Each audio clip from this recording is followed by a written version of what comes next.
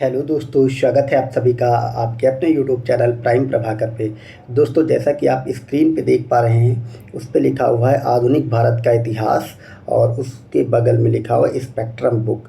जैसा कि आप सबको पता है, आपके आने वाले जो भी एग्ज़ाम है, चाहे यूपीएससी का हो, यूपीपीसीएस का हो, यूकेपीएससी का हो, आरओ या जितने भी कॉम्पिटेटिव एग्ज़ाम्स होते हैं, उसमें मॉडर्न हिस्ट्री का सबसे इम्पोर्टेंट रोल होता है। और मॉडर्न हिस्ट्री के लिए जो रामबाण बुक होती है, वो होती है आपकी स्पेक्ट्रम की। तो हम आपको करने वाले हैं स्पेक्ट्रम की बुक। और उसमें भी मैं आपको पूरी बुक नहीं कराऊंगा, क्योंकि वो बुक बहुत लेंदी होती है अपने आप में। आप सब ने देखा होगा कि इस स्पेक्ट्रम की बुक में लास्ट में परिशिष्ट में कम से कम 70 से 80 पेजेज में एक सारणियाँ दी होती। तो मॉडर्न हिस्ट्री का जो भी सार होता है और जितने भी फैक्चुअल इन्फॉर्मेशन होती हैं, वो सब उसी सारणी में दिया होता है। और उसके भी लगभग 10-12 चैप्टर होते हैं। उन कंप्लीट चैप्टर्स को हम इस वीडियो में, मतलब नहीं, एक एक चैप्टर वाइज वीडियोस के माध्यम से करने वाले हैं, ठीक है। और ये रही उसकी जो स्पेक्ट्रम की संशोधित संस्करण है, जो कि लेटेस्ट वाली बुक है। इसी बुक से हम इसको कराने वाले हैं, ठीक है। और ये रहे पूरा जो परिशिष्ट वाले चैप्टर होते हैं, आप देख पा रहे हैं स्क्रीन पे। कुल यहाँ पे 15 चैप्टर हैं, ठीक है। इन 15 के 15 चैप्टर्स को हम करेंगे। पहला हमारा है विशिष्ट आंदोलनों से संबंधित व्यक्तित्व। तो ये कंप्लीट भारत में जितने भी आंदोलन हुए हैं, ठीक है, आज़ादी से पहले से लेकर के सारे और अभी तक के सारे आंदोलनों को कवर करेंगे। फिर हम जब गवर्नर जनरल एवं वायसराय को देखेंगे, उसके शासनकाल की सभी महत्वपूर्ण घटनाओं को देखेंगे। भारत में संवैधानिक विकास की प्रक्रिया पर नज़र डालेंगे। आधुनिक भारत के प्रसिद्ध अभियोग और केसों को पढ़ेंगे। सामाजिक धार्मिक सुधार आंदोलन देखेंगे, ठीक है। कांग्रेस के अधिवेशन को पढ़ेंगे। जातीय आंदोलन, कृषक आंदोलन, ब्रिटिश शासनकाल के प्रमुख कानून, ब्रिटिश शासनकाल के प्रमुख शिष्टमंडल और ब्रिटिश काल में विदेशों पर अधिकार, भारतीय क्रांतिकारी संगठन, समाचार पत्र एवं जर्नल्स, आधुनिक भारत में अकाल आयोग और समितियां जो थी वो, और ब्रिटिश शासनकाल में अर्थव्यवस्था एवं वित्त संबंधी जो आयोग एवं समितियां थी उनको कवर करने वाले। तो ये कंप्लीट हम 15 टॉपिक को कवर करेंगे।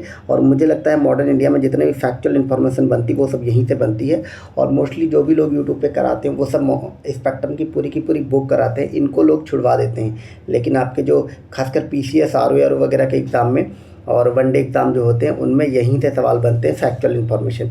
तो इतना मैंने आपको ब्रीफ इन्फॉर्मेशन दे दी कि हम इसमें क्या पढ़ाने वाले हैं, ठीक है। और इसके अतिरिक्त आज का जो हमारा चैप्टर रहेगा, आज हम इसको पहला चैप्टर से ना लेकर, क्योंकि वो व्यक्तियों से संबंधित है, आज इसमें हम तीसरा चैप्टर आपको कराएंगे, भारत में संवैधानिक विकास की प्रक्रिया पर एक नज़र। तो हम कंप्लीट जितने भी एक्ट या कानून वगैरह ब्रिटिश शासनकाल में बने थे, उन कंप्लीट एक्ट्स को देखेंगे आज के इस वीडियो में, ठीक है। और उसके बाद हम एक एक करके बाकी सारे 15 चैप्टर मैं आपको कराऊंगा, ठीक है। तो चलिए वहाँ चैप्टर की शुरुआत करते हैं। तो ये हमारा चैप्टर हो गया, भारत में संवैधानिक विकास की प्रक्रिया पर एक नज़र। तो हम कंप्लीट संवैधानिक जो विकास हुआ भारत में, कैसे कैसे भारत का संविधान बना, उससे पहले कौन कौन से एक्ट में क्या क्या बदलाव हुए, क्या क्या उसके संबंधित प्रावधान थे, यही आपके एग्जाम में पूछे जाते हैं, उनको हम आज कवर करने वाले, ठीक है। और तो ये हमारी एक नई श्रृंखला, आप लोग बताइएगा कि कैसी लगी, ठीक है। और इसके अतिरिक्त हमारे इस चैनल पे MCQs कराए जा रहे हैं अलग अलग सब्जेक्ट्स के। तो उसमें हम पहले पॉलिटी की कोई MCQs करा रहे हैं। अगर आपने वो वीडियो नहीं देखी MCQ सॉल्व करना, तो वो भी आपको लिंक उसका डिस्क्रिप्शन पर मिल जाएगा, ठीक है। तो आप जा करके वहाँ से उसको देख सकते हैं। तो चलिए इस वीडियो को अब हम शुरुआत करते हैं। हमारा पहला एक्ट है रेगुलेटिंग एक्ट 1773। इस एक्ट से बहुत सारे क्वेश्चन बनते हैं। अब इसमें जो भी मेन बातें होंगी, सारी इंपॉर्टेंट इसमें लिखी हुई हैं, यहीं से आपके एग्जाम में क्वेश्चन रहेंगे, क्योंकि स्पेक्ट्रम की बुक्स मोर देन सफिशियंट होती है मॉडर्न हिस्ट्री के लिए। इसमें पहला पॉइंट ये था कि ईस्ट इंडिया कंपनी पर संसदीय नियंत्रण की शुरुआत हुई। तो आपसे ये क्वेश्चन पूछा जाएगा कि किस एक्ट के तहत ईस्ट इंडिया कंपनी पर ब्रिटेन के संसद का नियंत्रण स्थापित हुआ। स्थापित नहीं हुआ, स्थापित होने की शुरुआत हुई। तो हुआ रेगुलेटिंग एक्ट 1773 से। कुछ विशेष मामलों में बम्बई एवं मद्रास की प्रेसिडेंटियों को बंगाल की प्रेसिडेंटी के अधीन कर दिया गया। बंगाल का बंगाल का जो गवर्नर था, उसको गवर्नर जनरल बना दिया गया। गवर्नर जनरल की परिषद की स्थापना हुई और फोर्ट विलियम में सुप्रीम कोर्ट की स्थापना हुई। इतनी बातें 1773 के रेगुलेटिंग एक्ट से इंपॉर्टेंट हैं, ठीक है। ये बात आपको याद रखना है। फोर्ट विलियम जो कलकत्ता में था, वहाँ पे सुप्रीम कोर्ट की स्थापना हुई थी। ये सबसे ज़्यादा पूछा जाता है। और इसके अतिरिक्त बंगाल के गवर्नर को गवर्नर जनरल बना दिया गया, ठीक है। और बम्बई और मद्रास को बंगाल प्रेसिडेंटी के अधीन कर दिया गया। ये सारी बातें इसके बारे में थी इंपॉर्टेंट, ठीक है। आप लोग इसका स्क्रीनशॉट लेना चाहें तो वो भी ले सकते हैं। अब इस एक्ट के बारे में कुछ बातें और हैं जो कि इसमें दी गई, उसको भी देख लेते हैं। कि इस एक्ट ने ब्रिटिश भारत में एकल यूनिटरी टाइप की सरकार की स्थापना की नींव रखी। लॉर्ड नॉर्थ के अनुसार इस एक्ट का प्रत्येक अनुच्छेद इस प्रकार बनाया गया था कि वह कंपनी के मामलों को ठोस, सुस्पष्ट एवं निर्णायक स्वरूप प्रदान कर सके। बर्क के अनुसार रेगुलेटिंग एक्ट राष्ट्रीय अधिकारों, राष्ट्रीय आस्था और राष्ट्रीय न्याय का उल्लंघन था। ठीक है, ये दो विचारकों के अनुसार इस एक्ट के बारे में कहा गया है। ठीक है, नेक्स्ट हमारा जो एक्ट है वो है पिट्स इंडिया एक्ट 1784। ये इंपॉर्टेंट है, पिट्स इंडिया एक्ट 1784। इसमें क्या किया गया, कंपनी की सरकार पर ब्रिटिश नियंत्रण बढ़ गया, यानी कि ब्रिटिश संसद के नियंत्रण की शुरुआत 1773 वाले एक्ट से हुई थी और उस पर नियंत्रण बढ़ा दिया गया पिट्स इंडिया एक्ट 1784 के माध्यम से। भारत में प्रशासन गवर्नर जनरल और उनके 4 के स्थान पर 3 सदस्यों वाली परिषद के हाथों में दे दिया गया। परिषद में अब सदस्य जो है वो 4 से घटा के 3 कर दिए गए। भारत में कंपनी के अधिकृत प्रदेशों को पहली बार ब्रिटिश अधिकृत प्रदेश का नाम दिया गया।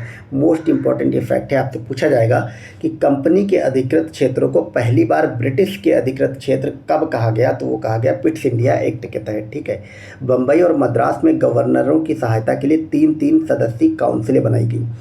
सर कार्टनी इल्बर्ट ने इस अधिनियम द्वारा बोर्ड ऑफ कंट्रोल की स्थापना की गई, ठीक, जिसका मुख्य कार्य डायरेक्टर्स को नियंत्रित करना था। इस प्रकार शासन की ही दोहरी प्रणाली एक कंपनी द्वारा और दूसरी संसदीय बोर्ड द्वारा बना दी गई। निरीक्षण एवं प्रतिनिरीक्षण की व्यवस्था 1858 तक चली थी। इस बात को कहने का मतलब ये था, ठीक है, कि इसमें 2 लोग इस पर शासन चलाएंगे, ठीक, एक कंपनी और एक दूसरी संसदीय बोर्ड जो कि इस पर नियंत्रण रखेगा। नेक्स्ट हमारा है 1813 का चार्टर्ड एक्ट। ये बहुत इंपॉर्टेंट है। इसमें कंपनी के भारत के साथ व्यापार के एकाधिकार को छीन लिया गया। भारतीय व्यापार सभी व्यापारियों के लिए खोल दिए गए। ठीक है, हालांकि इसमें वो चाय के व्यापार को छीना गया था, लेकिन चाय और चीन के साथ व्यापार को छोड़ करके बाकी सारे का अधिकार कंपनी से छीने गए थे। और ईसाई मिशनरियों को भारत में जाकर ईसाई धर्म के प्रचार प्रसार की आज्ञा भी इसी एक्ट के तहत दी गई थी। नेक्स्ट है हमारा 1833 का चार्टर एक्ट। इसमें बंगाल का जो गवर्नर जनरल है उसे पूरे भारत का गवर्नर जनरल बना दिया गया था।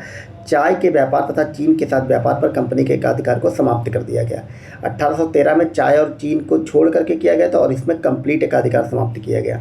नेक्स्ट है कि कंपनी के ऋणों की जिम्मेदारी भारत सरकार ने अपने ऊपर ले ली।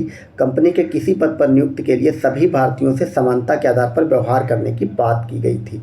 ठीक है, अब इसके बारे में लॉर्ड मॉरेल ने क्या कहा था वो देख लेते हैं। इन्होंने कहा था कि यह अधिनियम ब्रिटिश संसद द्वारा 1909 तक पास किए गए अधिनियमों में सबसे महत्वपूर्ण था। आजकल जो यूपीपीसीएस का एग्ज़ाम हो रहा है या यूपीएससी के, उसमें इनके अनुसार किस अधिनियम या किस कानून के बारे में किस विचारक ने क्या विचार रखे वो भी पूछा जाने लगा है, तो इनको भी आपको इग्नोर नहीं करना है। नेक्स्ट हमारा है 1853 का चार्टर एक्ट। इसमें क्या है कि ब्रिटिश संसद को अधिकार प्राप्त हो गया कि वह किसी भी समय कंपनी से भारत का शासन अपनी इच्छानुसार वापस ले सकती है। भारतीय सिविल सेवा सभी के लिए खोल दी गई। ये वाला क्वेश्चन बार बार पूछा जाता है कि सिविल सेवा वाला किस एक्ट के तहत हुआ था। 1853 के चार्टर एक्ट के तहत पहली बार व्यवस्थापिकाओं को यह अधिकार दिया गया कि वे अपने अनुरूप नियमों का निर्माण कर सकें। अगला है हमारा 1858 का अधिनियम। इसमें भारत का शासन कंपनी के हाथों में से ब्रिटिश ताज ने ले लिया। गवर्नर जनरल को वायसराय की उपाधि दी गई, ये भी पूछा जाता है, और अब वह भारत में ताज क्राउन का प्रतिनिधि हो गया। भारत सचिव तथा भारत परिषद की स्थापना इसी एक्ट के माध्यम से की गई। बोर्ड ऑफ कंट्रोल और कोर्ट ऑफ डायरेक्टर्स को समाप्त कर दिया गया। नेक्स्ट हमारा है 1861 का भारत परिषद अधिनियम। इससे जो सबसे इम्पोर्टेंट पूछा जाता है वो पूछा जाता है अध्यादेश की शुरुआत यहीं से हुई थी। इसमें नहीं लिखा हुआ लेकिन आप लोग याद रखेंगे। और पॉइंट क्या है कि केंद्र प्रेसिडेंसियों एवं प्रांतों में विधान परिषदों की स्थापना इसी एक्ट के माध्यम से की गई। काउंसिलों में गैर सरकारी सदस्यों की नियुक्ति की गई। अगला है भारत परिषद अधिनियम 1892। केंद्रीय एवं प्रांतीय परिषदों के आकार एवं कार्यक्षेत्र का विस्तार किया गया। व्यवस्थापिकाओं सभा के सदस्यों को निश्चित दशाओं के अंतर्गत बजट पर विचार विमर्श करने का अधिकार दिया गया। परिषद के सभी सदस्यों को प्रश्न पूछने का अधिकार दिया गया। ये इंपॉर्टेंट है, यहाँ से क्वेश्चन बनते हैं। ठीक है, कि बजट पर एक तो विचार विमर्श का अधिकार दे दिया गया, ये जो भारतीय सदस्य थे उनकी बात हो रही, और परिषद के सदस्यों को प्रश्न पूछने का भी अधिकार दिया गया। कहाँ से?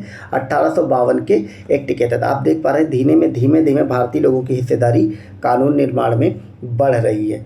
अब अगला जो है मोस्ट इम्पॉर्टेंट वो है हमारा मॉर्ले मिंटो सुधार, या जिसको भारतीय परिषद अधिनियम 1909 बोलते हैं। इसमें भारतीय परिषद तथा गवर्नर जनरल की कार्यप्रणाली में भारतीयों की नियुक्ति का प्रथम बार प्रावधान किया गया। मोस्ट इंपॉर्टेंट लाइन है। अगली बार, परिषदों को पहली बार विधान परिषदों की संज्ञा दी गई। पहली बार विधान परिषद शब्द का जिक्र इसी में हुआ। और मुसलमानों के लिए पृथक सांप्रदायिक मताधिकार की स्थापना की गई। इसीलिए इससे ये सवाल बनता है कि किस एक्ट के द्वारा भारत में सांप्रदायिक निर्वाचन या सांप्रदायिकता की शुरुआत की गई, तो इसी एक्ट के तहत की गई थी। ठीक है।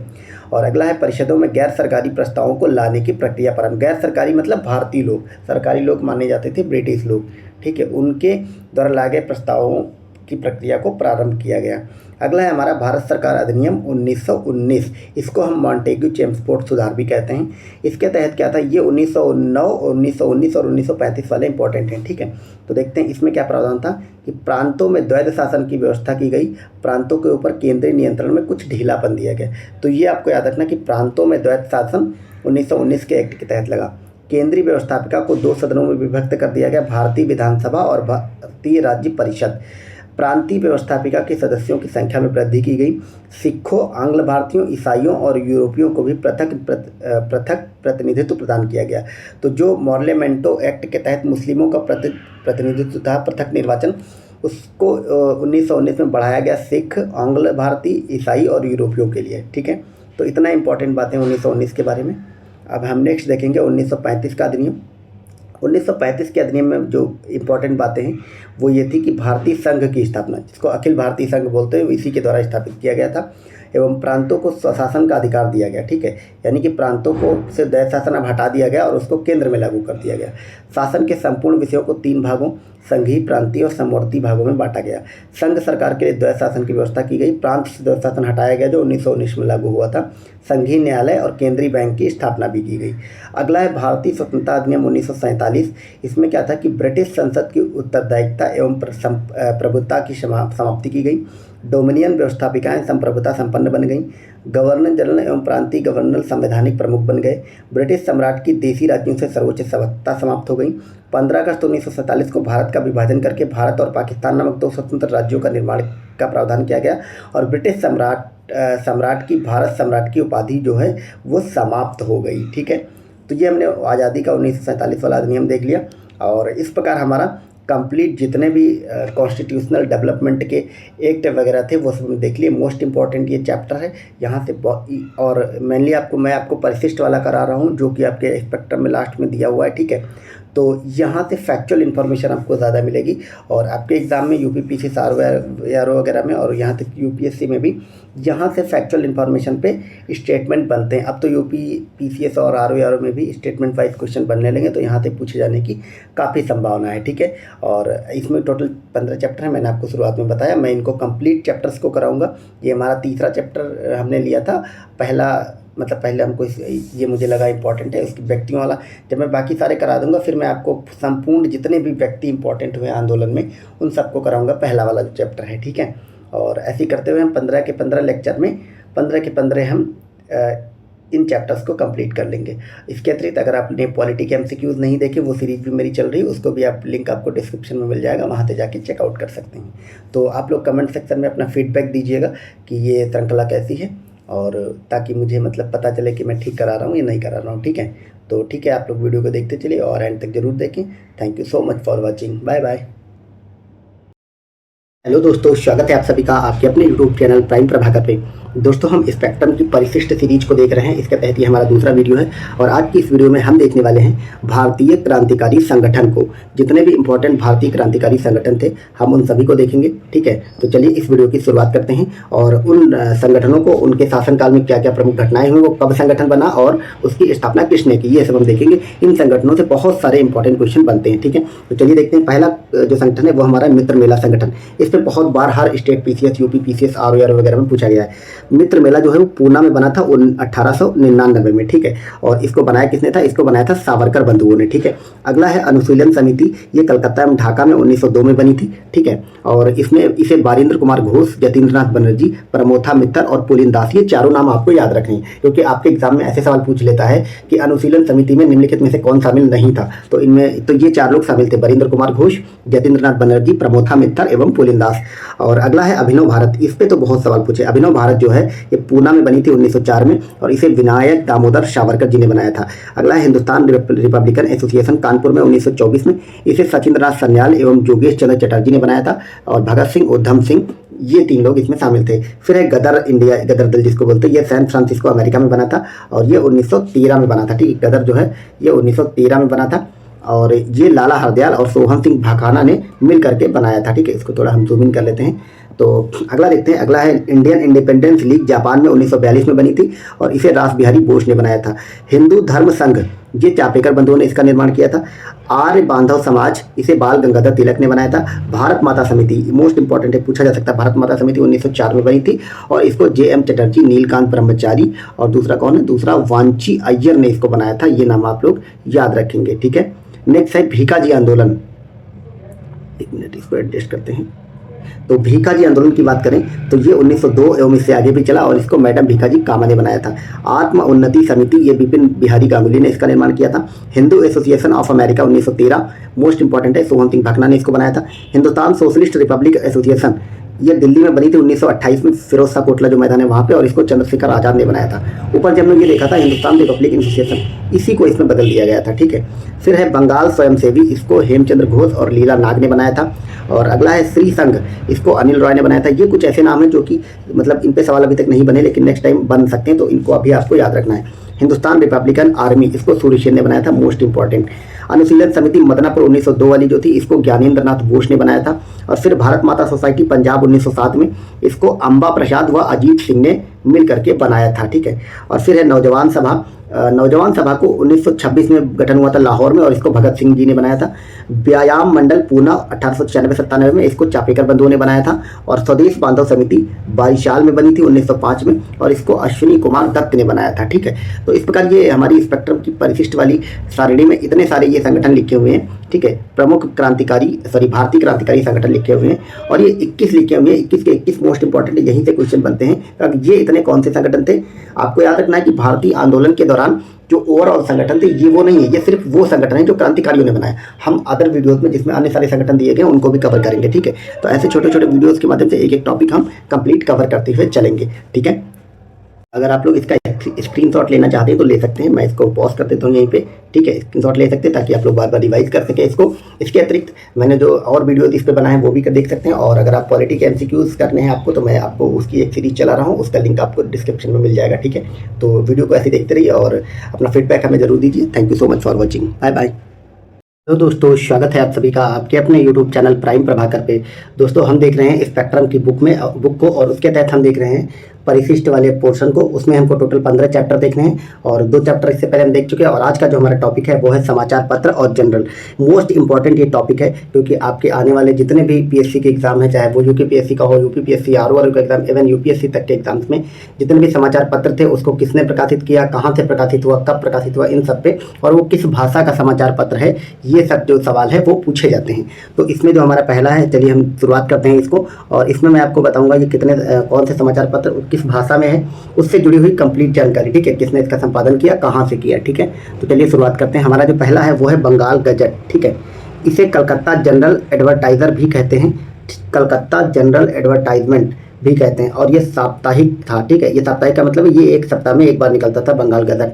और ये 1780 में कलकत्ता से प्रकाशित हुआ, और इसको प्रकाशित किया था जेम्स ऑगस्ट हिक्की ने, और ये एक आयरिश व्यक्ति थे। तो इसके बारे में इतनी इन्फॉर्मेशन है।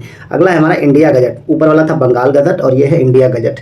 इंडिया गजट का प्रकाशन 1787 में हुआ, ये भी कलकत्ता से हुआ, और इसको हेनरी लुइस विवियन डेरिजियो इससे संबंधित थे, ये आपको याद रखना है। ठीक है, अगला है मद्रास कुरियर। मद्रास से छपने वाला प्रथम समाचार पत्र था 1784, और मद्रास से चूंकि छपता था, और इसके कौन छापता था ये इसके बारे में जानकारी उपलब्ध नहीं है। ठीक है, अगला है बॉम्बे हेराल्ड। ये बम्बई से छपता था 1789 में, और बम्बई से, और इसके बारे में भी जानकारी उपलब्ध नहीं है। अगला है इंडियन हेराल्ड, ये अंग्रेजी में छपता था, ये इंपॉर्टेंट है, और ये 1795 ईस्वी में छपा। मद्रास में R विलियमसन अंग्रेज थे, इनके द्वारा एवं हैम्फ्री द्वारा इसको प्रकाशित किया गया।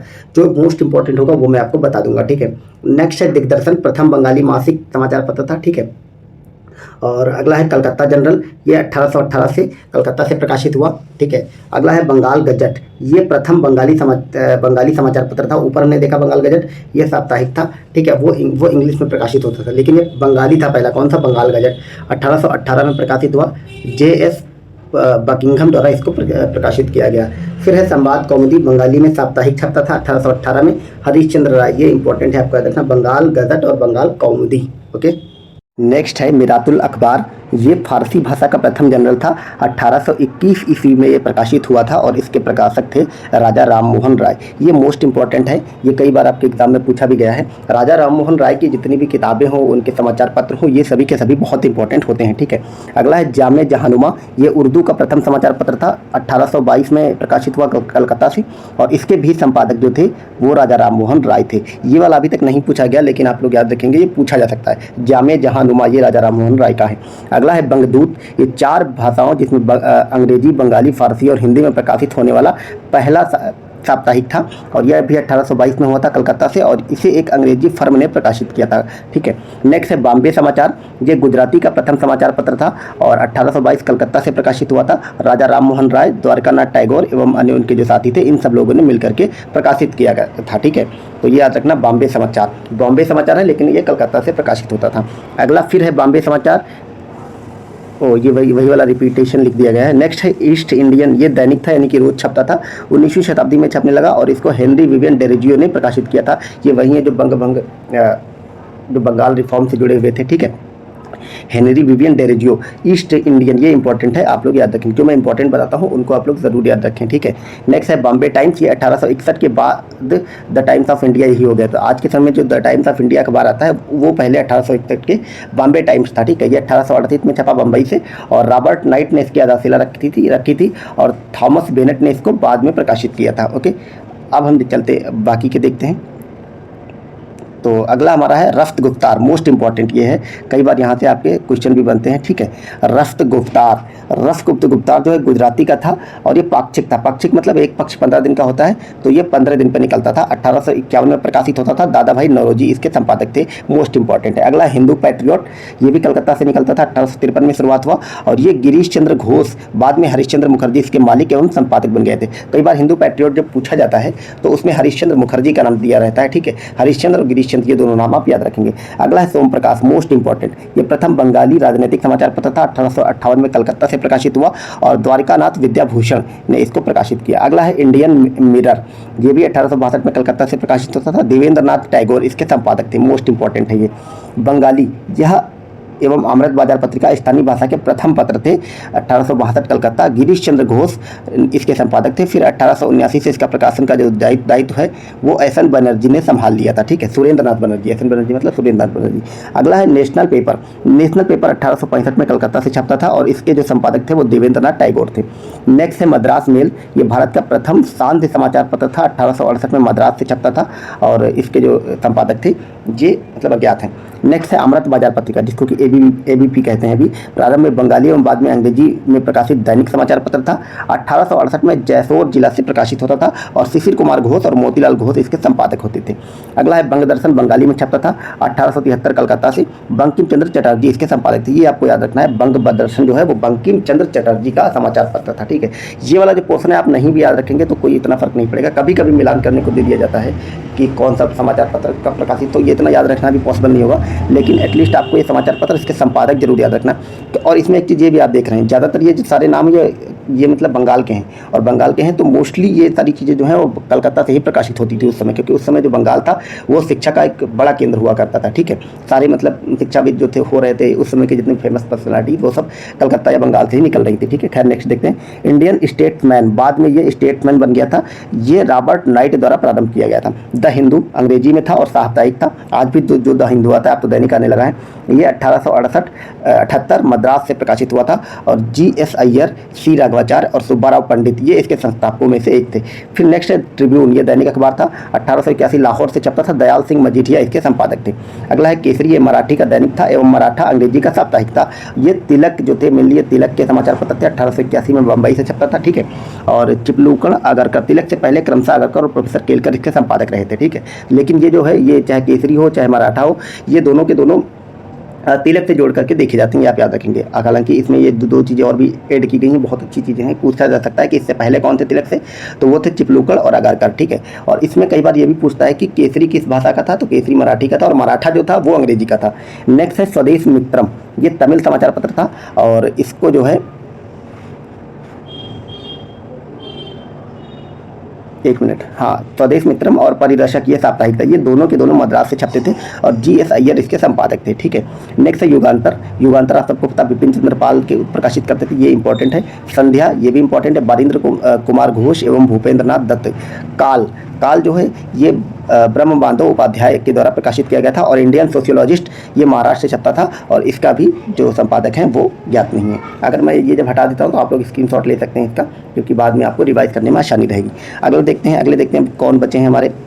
अब इतने बच्चे हैं, ये वाले बहुत इंपॉर्टेंट है क्योंकि हमारे स्वतंत्रता की लड़ाई के बाद जो मेन फेज हुआ था गांधी नेता वगैरह, उसके बाद वो सब है और यहाँ से सवाल खूब सारे बनते हैं। ठीक है, तो ये देखते हैं। इसमें वंदे मातरम ये बार बार पूछा जाता है, ये लंदन से पेपर छपता था। वो वाले समाचार पत्र बहुत पूछे जाते हैं जो विदेशों में छपते थे। वंदे मातरम लंदन से छपता था और श्यामजी कृष्ण वर्मा इसके संपादक थे। फिर है तलवार, ये पेरिस से छपता था और मैडम भीखाजी कामा इसके संपादक थी। फ्री हिंदुस्तान, ये बर्लिन से छपता था और वीरेंद्र नाथ चट्टोपाध्याय, ये सारे के सारे बहुत इंपॉर्टेंट है। फिर है गदर, ये वैंकूवर से छपता था और तारकनाथ दास इसके संपादक थे। रेशवा, ये सैन फ्रांसिस्को से छपता था, गदर जो पार्टी थी उसके लोग इसको छापते थे। फिर है बॉम्बे क्रॉनिकल, जो दैनिक छपता था 1908 से पहले। ठीक है, अजीत सिंह इसको छापते थे और 1913 बम्बई के बाद, मतलब 1913 से बम्बई में छपने लगा और फिरोज शाह मेहता द्वारा प्रारंभ किया गया।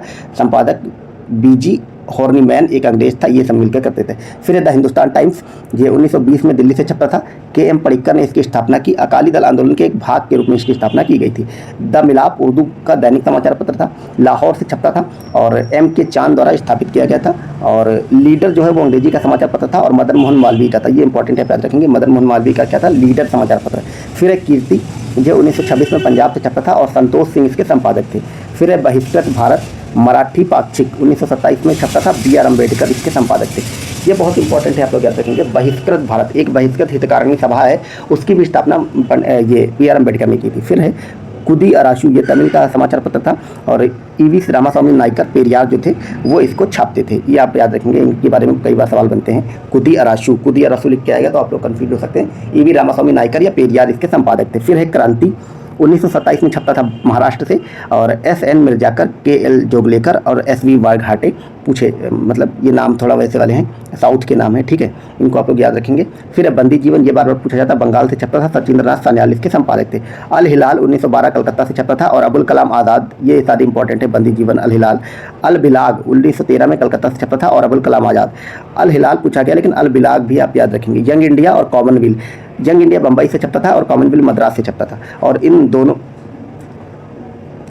और यंग इंडिया जो है वो महात्मा गांधी छापते थे और इंदुलाल याज्ञिक उनके सहकारी, मतलब उनके सहायक के रूप में कार्य करते थे। तो महात्मा गांधी आप याद रखेंगे, यंग इंडिया। ठीक है, कॉमनवेल्थ जो है वो एनी बेसेंट का है और मद्रास से छपता था। न्यू इंडिया भी एनी बेसेंट का, ये भी मद्रास से छपता था। नेशनल हेराल्ड दैनिक समाचार पत्र है, 1938 में से ये छपना शुरू हुआ और जवाहरलाल नेहरू ने इसको प्रारंभ किया था, तो इसका भी आप स्क्रीनशॉट लेते हैं। इस प्रकार कुल 3 स्लाइड के माध्यम से हमने अपने मॉडर्न इंडिया के सभी समाचार पत्रों को देख लिया, जो भी आपके एग्जाम की दृष्टि से महत्वपूर्ण है और ये स्पेक्ट्रम की बुक में बहुत अच्छे तरीके से दिया हुआ है।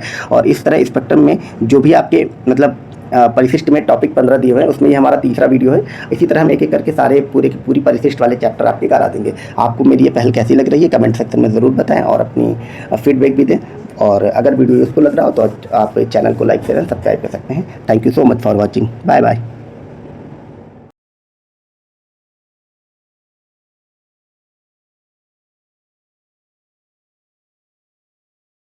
हेलो दोस्तों, स्वागत है आप सभी का आपके अपने YouTube चैनल प्राइम प्रभाकर पे। दोस्तों हम देख रहे हैं स्पेक्ट्रम बुक के तहत लास्ट में जो परिशिष्ट दिया हुआ है, जो अपेंडिक्स में जितने सारे 15 चैप्टर दिए हुए हैं हम उनको कंप्लीट कर रहे हैं। और आज की इस वीडियो में हम करने वाले हैं 14 और 15 नंबर चैप्टर को, दोनों को इसी कंप्लीट एक वीडियो में कवर करेंगे। इसमें हम देखेंगे आधुनिक भारत में अकाल आयोग एवं समितियों को, ठीक है। और इसके बाद हम जितने भी आधुनिक भारत में वित्त की समितियाँ या आयोग बने थे उनको देखने वाले हैं। तो टोटल आयोग और समितियों को हम पढ़ेंगे जो कि हमारे आधुनिक भारत में बनी हैं और ये सारी की सारी आपकी स्पेक्ट्रम वाली बुक में दी हुई हैं, ठीक है। तो चलिए इस वीडियो की शुरुआत करते हैं। पहला एक हमारा इस समिति थी स्मिथ समिति, जो कि 1860 और 61 में बनी थी, ठीक है। ओवरऑल आपको इसमें क्या पढ़ना है, कब बनी थी ये ज़्यादा ध्यान नहीं देना। हालांकि अभी जो एग्जाम में एक आध सवाल आ जाता है उसमें मिलान करने को रहता है कि कौन सी समिति आयोग कब बना, तो आप इसको इग्नोर नहीं करेंगे बल्कि एक दो बार जरूर देख लेंगे, ठीक है। बाकी इसमें मेनली आपको याद रखना कि यह समिति किस चीज़ के लिए बनी थी, ठीक है। तो देखते हैं कि स्मिथ समिति जो कि 1860-61 में बनी थी, इसकी प्रमुख सिफारिशें क्या थी कि इस समिति ने 1860-61 में दिल्ली तथा उसके आसपास के क्षेत्रों में आए भयंकर दुर्भिक्ष के कारणों तथा उनके प्रभावों की समीक्षा की। इसका परिणाम यह था कि इस समिति द्वारा प्रस्तुत रिपोर्ट का कोई परिणाम नहीं निकला था। तो ओवरऑल आपसे ये पूछा जाएगा कि स्मिथ समिति का संबंध किससे था। समिति का संबंध जो था वो दिल्ली और उसके आसपास के क्षेत्रों में जो भयंकर दुर्भिक्ष मतलब अकाल पड़ा था, ठीक है, भुखमरी वगैरह हो गई थी, उससे संबंधित था। नेक्स्ट हमारा है कैंपबेल आयोग। ये बहुत इंपॉर्टेंट है, यहाँ से सवाल बार बार बनते भी हैं। ये 1866 और 67 में बना था, ठीक है। इस आयोग ने 1866-67 में उड़ीसा में आए अकाल का अध्ययन किया तथा अपनी जांच रिपोर्ट पेश की।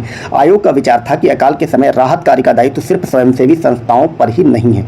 इसका परिणाम क्या निकला था कि आयोग की सिफारिशों को मद्देनजर सरकार ने राहत कार्य में स्वयं भी रुचि ली, परंतु सरकारी सहायता अत्यल्प थी, यानी कि बहुत कम सरकारी सहायता पेश की गई। तो इसमें ओवरऑल आपको क्या रखना कि कैंपबेल आयोग का जो संबंध है वो उड़ीसा में आए अकाल से था और स्मिथ समिति का संबंध दिल्ली में आए अकाल से था। नेक्स्ट हमारा है स्ट्रैची आयोग, जो कि 1878 से 80 के बीच बना। इस आयोग ने अकाल के संबंध में गहन जांच पड़ताल कर यह सिफारिश की थी कि अकाल पीड़ितों को सहायता उपलब्ध कराने का उत्तरदायित्व तो राज्य का है। इसने प्रत्येक प्रांत में अकाल आयोग स्थापित करने की भी सिफारिश की थी, ठीक है। और इसका परिणाम क्या हुआ कि सरकार ने अकाल कोष बनाने के प्रयास किया। 1833 में अकाल संहिता भी बनाई गई थी, ठीक है। तो स्ट्रैची आयोग का संबंध किससे है, वो है अकाल के बारे में अकाल आयोग से संबंधित, ठीक है। ये सब आप याद रखेंगे। अकाल संहिता बनी थी, अकाल कोष बना था। ये आपसे पूछा जा सकता है कि किस आयोग के तहत अकाल आयोग बना, अकाल कोष, अकाल संहिता बनी, तो वो स्ट्रैची आयोग था। नेक्स्ट हमारा है लॉयल आयोग, जो कि 1897 में बना था और इस आयोग ने 1896-97 के भयंकर दुर्भिक्ष के संबंध में सरकार को सिफारिशें प्रस्तुत की। आयोग ने स्ट्रैची आयोग की सिफारिशों से सहमति प्रकट करते हुए अनुशंसा की कि अकाल में सहायता संबंधी उपायों का और विस्तार किया जाए। सरकार ने आयोग की लगभग सभी सिफारिशें स्वीकार भी कर ली। तो लॉयल आयोग का संबंध मतलब ये स्ट्रैची से ही जुड़ा हुआ है। स्ट्रैची में जो सिफारिशें दी गई थी उसको इसने मतलब सही ठहराया, इसको मतलब उसने सही ठहरा दिया कि हाँ इनको माना जाना चाहिए। नेक्स्ट है हमारा मैकडॉनल्ड आयोग, ये 1900 में बना था। इस आयोग ने सिफारिश की कि अकाल से निपटने के लिए ग्राम स्तर के कार्यों को प्राथमिकता दी जाए और नीतिगत प्रक्रिया पर ज़्यादा बल दिया जाए, ठीक है। और इस आयोग की सिफारिशों के आधार पर सरकार ने भविष्य की अकाल सहायता नीति निर्धारित की। तो ये आपको याद रखना कि जो मैकडॉनल्ड आयोग है उसने ये कहा था कि ग्राम स्तर पर अकाल का निपटारा किया जाए, ठीक है। आपसे पूछा जा सकता है कि किस समिति ने अकाल से निपटने के लिए ग्राम स्तर की वकालत की थी या ग्राम स्तर पर उसके निपटने से संबंधित कार्यों को बनाने को कहा था, तो वो था मैकडॉनल्ड आयोग। नेक्स्ट हमारा है जॉन वुडहेड आयोग, जो कि 1945 में बना था। ये बहुत बाद में बना था और इस आयोग ने सन 1945 के अकाल की समीक्षा की तथा अकाल से निपटने के लिए महत्वपूर्ण सुझाव दिए गए थे, ठीक है। ये आपको याद रखना है। तो ये हमारे इतने अकाल आयोग और समितियां हो गई जो कि अकाल से संबंधित थी। अब हम देखते हैं भारत के में जो ब्रिटिश शासनकाल के दौरान जो अर्थव्यवस्था एवं वित्त संबंधी आयोग थे उनको बारे में पढ़ते हैं, ठीक है। बहुत सारी अन्य समितियां बनी थी और इन समितियों से आपके चाहे यूपीएससी से लेकर के या पीसीएस, आरओ, किसी भी स्टेट का एग्जाम हो, यहाँ तक कि वनडे एग्जाम में भी सवाल बनते हैं, ठीक है। तो ये मोस्ट इंपॉर्टेंट चैप्टर रहने वाला है, इसको आप लोग स्किप नहीं करेंगे, पूरा जरूर देखें, ठीक है। तो देखते हैं, पहला है हमारी अमीनी समिति। अमीनी समिति 1778 में बनी थी और इस समिति ने अकाल तथा भू राजस्व से संबंधित सिफारिशें दी थी। ये आपको याद रखना, ठीक है। इसकी सिफारिशें क्या थी, अकाल और भू राजस्व से संबंधित। यहाँ पे परिणाम नहीं दिया गया, इसका मतलब क्या है कि इस समिति का कोई परिणाम नहीं निकला था। ओवरऑल ये याद रखना, ठीक है। जिसमें परिणाम दिया हुआ है उसमें लिखा हुआ है, ठीक है। फिर है निकोलसन समिति, जो भी इंपॉर्टेंट समिति होगी वो मैं आपको बता दूंगा, उस पर आप लोगों को विशेष ध्यान देना है। ये 1892 में बनी थी। इस समिति ने सहकारी संस्थाओं से संबंधित मसलों पर सिफारिशें दी थी। ये मोस्ट इंपॉर्टेंट है, ठीक है। आपसे पूछा जाएगा कि निम्न में से किस समिति ने सहकारी संस्थाओं से संबंधित सिफारिशें दी थी, तो वो थी निकोलसन समिति। अगला है दत्ता समिति, ये 1905 में बनी थी। इस समिति ने वस्तुओं और कीमतों के संबंध में अनुशंसाएं दी थी। नेक्स्ट है मैकलागन समिति, तो ये 1915 में बनी थी। इस समिति ने सहकारी संस्थाओं से संबंधित मुद्दों पर सिफारिशें दी थी। तो सहकारी से संबंधित क्या कौन कौन सी हो गई, एक तो निकोलसन और दूसरा है मैकलागन। ये दोनों की दोनों इंपॉर्टेंट हैं। अगला है हॉलैंड समिति, ठीक है। ये 1916 में बनी थी। इस समिति ने उद्योगों से संबंधित सुझाव दिए गए थे। ये भी इंपॉर्टेंट है, आप याद रखेंगे। उद्योग से संबंधित सुझाव किसने दिया था, हॉलैंड समिति ने। अगला है मैक्सवेल ब्लूमफील्ड जांच समिति, ये 1928 में बनी थी। इस समिति ने बारदौली में लगान की दरों में वृद्धि को अनुचित बताया था तथा उसे 30% के स्थान पर 6.03% करने की सिफारिश की थी, ठीक है। तो ये मोस्ट इंपॉर्टेंट है। बारदौली में जो सत्याग्रह हुआ था गांधी जी ने किया था, सरदार पटेल भी उसमें शामिल थे, ठीक है।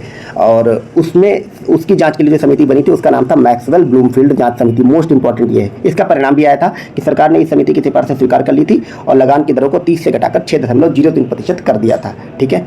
नेक्स्ट हमारा देखते हैं, नेक्स्ट है लिन-लिथिगो आयोग, ये 1928 में बना था। इस समिति ने भारत में भूमि सुधारों के संबंध में सुझाव दिए थे। ठीक है, आयोग की सिफारिशों के मद्देनजर 1929 में imperial council of agriculture research की स्थापना की गई थी। ये इंपॉर्टेंट है, आप याद रखेंगे। आपसे ये भी पूछ लिया जाएगा कि imperial council of agriculture research की स्थापना किसकी समिति की सिफारिशों के आधार पर की गई थी, तो वो थी लिन-लिथिगो आयोग।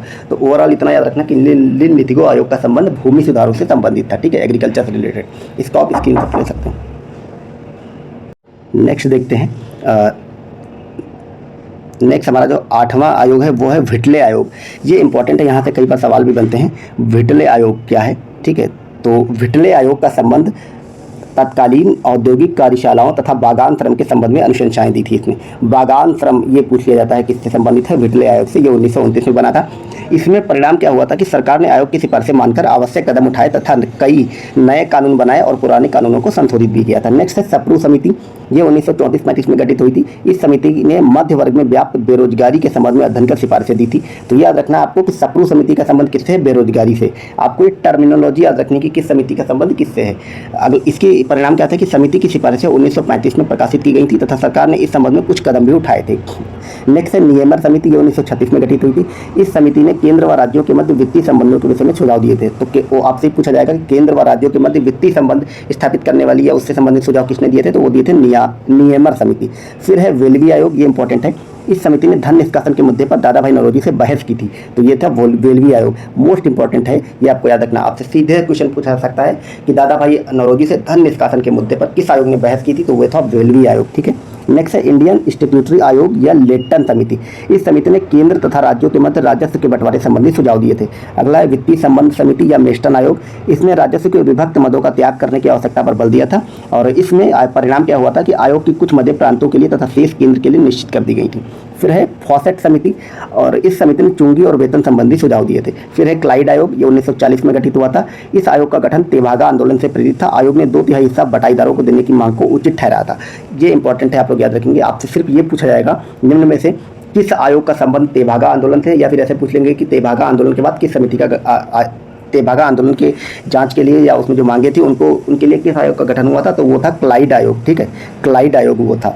तो इस प्रकार हमने जितनी भी आयोग एवं समितियां बनी थी ब्रिटिश शासनकाल के दौरान उन सभी को देख लिया है। ठीक है, उसमें हमने अकाल वाले आयोग भी देख लिया है और उसके अलावा जो भी वित्त वाले आयोग थे उनको भी देख लिया है। ठीक है, तो इसमें हमने 2 चैप्टर कवर कर लिया इस वीडियो में। और ऐसे करते करते ये हमारा हम लगभग 8-10 वीडियोज़ में ऐसे छोटे छोटे वीडियो रहेंगे 10-12 मिनट के, कंप्लीट परिशिष्ट देख लेंगे स्पेक्ट्रम की बुक का। ठीक है, अगर आपको मेरी ये पहल अच्छी लगी तो आप वीडियो के कमेंट सेक्शन में फीडबैक दे सकते हैं और आप चैनल को सब्सक्राइब कर लें। इसके अतिरिक्त हमारी पॉलिटी की एक सीरीज चल रही है जिसमें हम आपको MCQ सॉल्व करा रहे हैं। उसमें आपके चैप्टर वाइज MCQ हो रहे हैं। ठीक है, तो उसको भी देख सकते हैं, लिंक आपको डिस्क्रिप्शन में मिल जाएगा। और अगर आपने चैनल को अभी तक सब्सक्राइब नहीं किया है तो वो भी कर सकते हैं। Thank you so much for watching.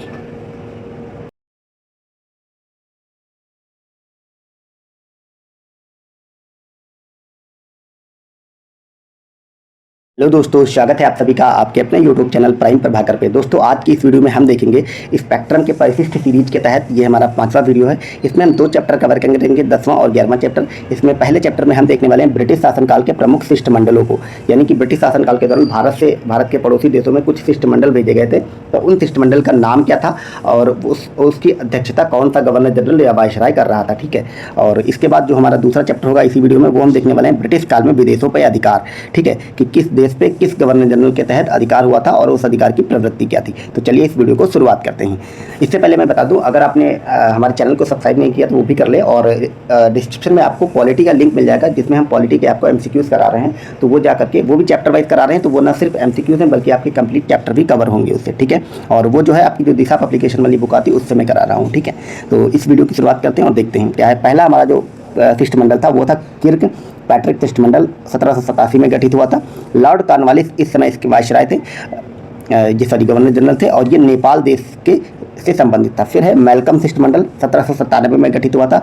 Lord Wellesley governor general थे और ये ईरान से संबंधित था। ठीक, यानी कि ये शिष्टमंडल ईरान गया था। किर्क पैट्रिक नेपाल गया था और मैल्कम ईरान गया था। फिर है एला फिंस्टन शिष्टमंडल 1808 में गठित हुआ था। लॉर्ड मिंटो इस समय गवर्नर जनरल थे और ये काबुल के लिए गठित किया गया था। मैल्कम शिष्टमंडल फिर 1808 में गया था और इस समय लॉर्ड मिंटो इसके वायसराय थे, सॉरी गवर्नर जनरल थे, और ये ईरान के लिए था। तो ये आपको याद रखना कि मैल्कम का संबंध किससे है? ईरान से। फिर है डेविड सेटावन शिष्टमंडल 1809 ईस्वी में गठित किया गया था और लॉर्ड मिंटो इसके भी गवर्नर जनरल थे। ये सिंध प्रांत के लिए था, ठीक है, जो वर्तमान में मतलब पाकिस्तान में पड़ता है। फिर है रॉबर्ट शिष्टमंडल 1892 ईस्वी में गठित हुआ था।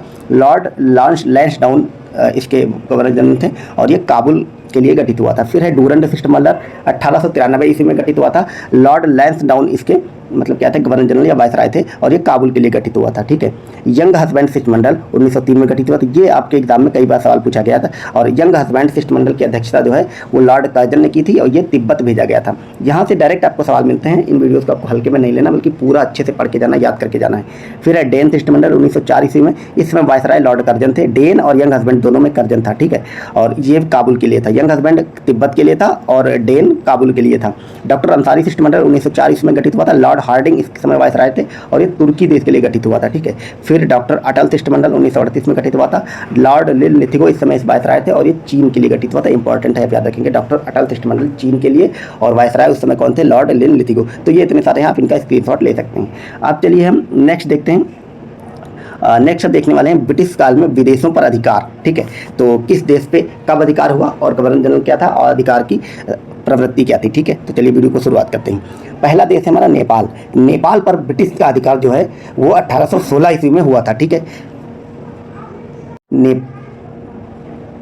नेपाल पर ब्रिटिश का अधिकार 1816 में हुआ था। लॉर्ड हेस्टिंग उस समय गवर्नर जनरल था, ठीक है, और कुमाऊं व गढ़वाल का विजय कर लिया गया था। ये आपको याद रखना। जो वर्तमान में उत्तराखंड में कुमाऊं या गढ़वाल वाला इलाका है वो पहले नेपाल का हिस्सा हुआ करता था, लेकिन इस विजय के बाद कुमाऊं और गढ़वाल भारत का हिस्सा हो गया और वर्तमान में ये उत्तर प्रदेश के उत्तराखंड राज्य के हिस्से हैं। फिर है सिंध प्रांत। इस पर 1843 ईस्वी में अधिकार हुआ और उस समय जो गवर्नर जनरल था वो लॉर्ड एलन बैरो था और इसने सिंध प्रांत का पूर्ण विलय किया था भारत में, ठीक है।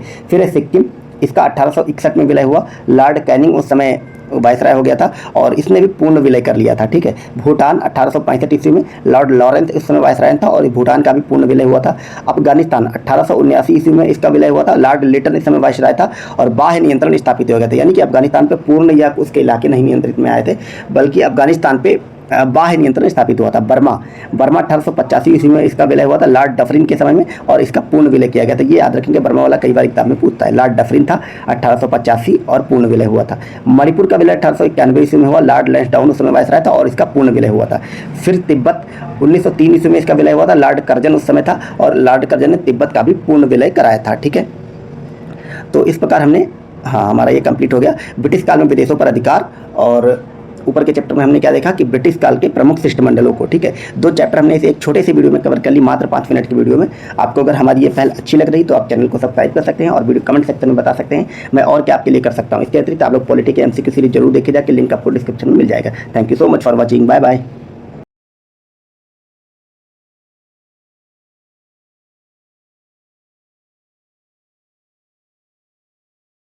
हेलो दोस्तों, स्वागत है आप सभी का आपके अपने YouTube चैनल प्राइम प्रभाकर पे। दोस्तों आज की इस वीडियो में हम देखने वाले हैं स्पेक्ट्रम बुक के तहत जो परिशिष्ट और अपेंडिक्स में पीछे दिए हुए चैप्टर्स हैं, उसमें टोटल 15 चैप्टर हैं और आज की इस वीडियो में हम देखेंगे ब्रिटिश काल के प्रमुख कानून के बारे में।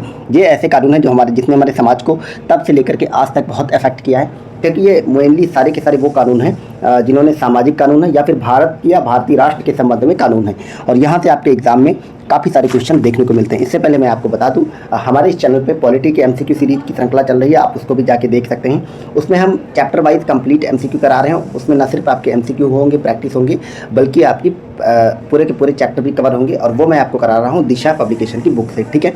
तो उसका लिंक आपको डिस्क्रिप्शन में मिल जाएगा। इसके अतिरिक्त ये स्पेक्ट्रम की सीरीज भी चल रही है, इसको भी आप लोग ज़रूर देखें और अंत तक पूरा वीडियो देखें और ये सारे के सारे फैक्ट आप लोग याद रखेंगे। यहाँ से आपके UPSC से लेकर के जितने भी स्टेट PCS के एग्जाम हैं, UP PCS, RO, वनडे वगैरह, सब में सवाल बनते हैं, ठीक है।